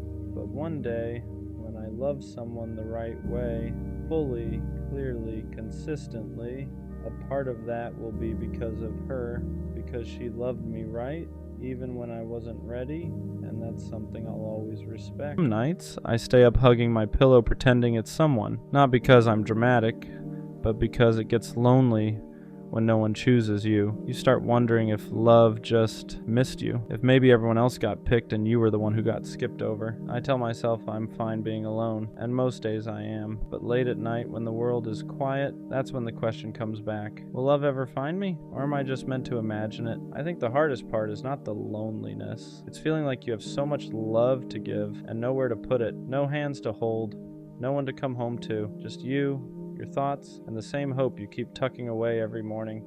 And what scares me most is not being alone right now. It's the thought that maybe this is permanent. Being alone doesn't hurt the most. Being unchosen does. It's watching people find each other while you keep ending up by yourself. It's being told, your time will come so many times that it starts to feel like a placeholder sentence. You start questioning yourself. Am I too quiet? Too much? Not enough? You replay everything, trying to find the reason no one stayed. And late at night, when you're hugging a pillow, imagining it's someone who wants you back, those thoughts get louder. Not because you don't love yourself, but because you're tired of being the only one who does. The scary part is how slowly it affects your worth. You don't stop believing in love, you stop believing it wants you, and that's when loneliness becomes heavier than silence, because now it's not just about being alone, it's about wondering if something is wrong with you for being alone this long. This feeling doesn't mean you're unlovable, even though it really feels like it. It means you've been alone long enough for the silence to start telling stories. And silence is loud when it goes on too long. You start mistaking timing for rejection. You start turning waiting into a flaw. You start thinking love hasn't found you because you're missing something. But love doesn't work on fairness, and it doesn't run on schedules. Some people find it early, some people find it after they've learned how to sit with themselves at night. And that doesn't make you behind, it makes you human. The fact that you still want love, still imagine it, still hope for it, even after feeling unchosen, that's not weakness. That's proof your heart didn't close. Imagining love at night doesn't make you desperate. It means you're human. You're not hugging a pillow because you're weak. You're doing it because your body remembers what closeness feels like, even when your life hasn't caught up yet. There's nothing wrong with wanting someone to come home to, with wishing there was a hand to reach for when the day finally goes quiet. The problem isn't that you imagine love, it's that you've been alone long enough to start believing wanting it is something you need to outgrow. But love isn't something you mature out of, something you wait for without turning against yourself in the meantime. You don't need to shame the part of you that still hopes at night. That part is just proof you haven't gone numb, and as long as you haven't gone numb, love hasn't missed you. Loneliness at night doesn't get to decide your future. Even when it feels endless, nights are heavy because they strip everything down. No distractions, no noise, just you and the question you try not to ask during the day. But night feelings aren't prophecies. fantasies. They're just unmet needs speaking when everything else is quiet. Being alone right now doesn't mean you'll always be alone, and being unchosen so far doesn't mean you're unchoosable. It just means you haven't been met yet. There's a difference. You're not behind, you're not forgotten, you're not running out of time. You're just in the part of the story where love hasn't arrived, not the part where it never does. The hardest balance is holding hope without turning it into self-doubt, because when you hope for something for a long time, it can start to feel personal when it hasn't arrived yet. You tell yourself you're patient, but underneath that, there's a quiet fear that maybe hope is just another way of setting yourself up, so you try to numb it. You tell yourself you don't need love, you act like you're fine on your own, but hope doesn't disappear that way. It just goes quiet and waits for the night. The truth is, hope isn't the problem. Hope only hurts when you turn it inward and use it as proof that something is wrong with you. You're allowed to hope without questioning your worth. You're allowed to want love without it meaning you're lacking. Hope isn't weakness. It's just your heart still believing in a future you haven't reached yet. When love hasn't found you yet, it can make you feel invisible. You're moving through life unnoticed, unchosen, easy to pass by, but invisibility isn't the truth. It's just what loneliness whispers when it's tired of waiting. You don't get overlooked because you lack something. You get overlooked because connection isn't something you can force into timing. The right person doesn't miss you because they're better at noticing. They find you because they're looking for what you already are, and until then you're not invisible. You're just living in the space before recognition. That space feels quiet, it feels long, it feels unfair, but it isn't empty.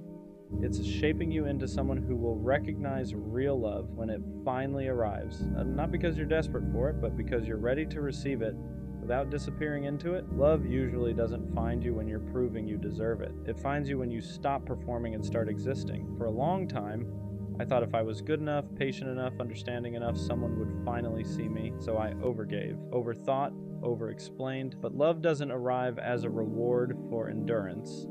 It arrives when you're no longer shrinking to be easier to choose. The moment you stop asking, what do I need to fix? And start asking, what do I need to feel safe? Something shifts. You don't chase connection anymore, you allow it, and that doesn't make love come faster, and it makes it come healthier. Because the love that finds you then isn't choosing you because you tried hard enough. It's choosing you because you're finally standing still as yourself. Waiting is hard because it's empty time. Not empty in life, but empty in connection. You're still living, still growing, still doing everything you're supposed to do, but there's no one to share the quiet with, and that's where loneliness sneaks in. The difference between waiting and loneliness is what you tell yourself while you're there. Loneliness says, nothing is happening because I'm not enough. Waiting says, something hasn't arrived yet, and that's not a reflection of my worth. Learning to sit in the waiting doesn't mean pretending you don't want love. It means refusing to let the absence of it turn into self-blame. You can want love deeply and still treat yourself gently in the meantime. You can feel the quiet without letting it convince you that this is all there will ever be, because waiting isn't where your story ends. It's just the space between who you've been and who you're about to meet. There's a moment when hope stops hurting, not because love arrived, but because you stop fighting yourself while waiting. You stop asking the question every night with fear in it. You still want love, you still imagine it, but it no longer feels like your life is on hold without it. Hope becomes something gentle, something you carry, not something that weighs you down. You realize love finding you was never about being chosen faster or proving you're worthy enough. It was about becoming someone who doesn't disappear while waiting to be seen. And when that shift happens, loneliness loosens its grip, not because you're no longer alone, but because you're no longer against yourself. That's when hope becomes safe again, and that's usually right before love finally knows where to find you. Some nights you still wish someone was there, and that doesn't mean the healing didn't work. It just means you're human. Missing connection isn't a setback. It's not proof you're regressing or going backward. It's just your heart remembering what it wants to share. The difference now is that the wanting doesn't hurt the same. It doesn't spiral. It doesn't turn into panic. It doesn't make you question your worth. It just exists. You can want love without feeling empty without it. You can imagine closeness without feeling broken when it's not there yet. And that's growth. Because you're no longer waiting with desperation. You're waiting with trust. Trust that love doesn't miss people who are becoming more themselves. It finds them when they're steady enough to receive it without disappearing. The love that finds you after this season feels different, not louder, not dramatic, safer. It doesn't make you question yourself. It doesn't make you wonder where you stand. It doesn't ask you to stay up at night holding space for uncertainty. It meets you where you are, And because you spent time alone, because you've learned how to sit with yourself, you don't cling to it, you appreciate it, you don't lose yourself in it because you know what it feels like to hold yourself first. That's why this waiting was never a punishment, it was preparation, not to make you stronger in a hard way, but steadier in a soft one. So if you're still alone right now, still asking if love will ever find you, it will. And when it does, you'll understand why it couldn't find you earlier. You weren't meant to be met when you were questioning your worth.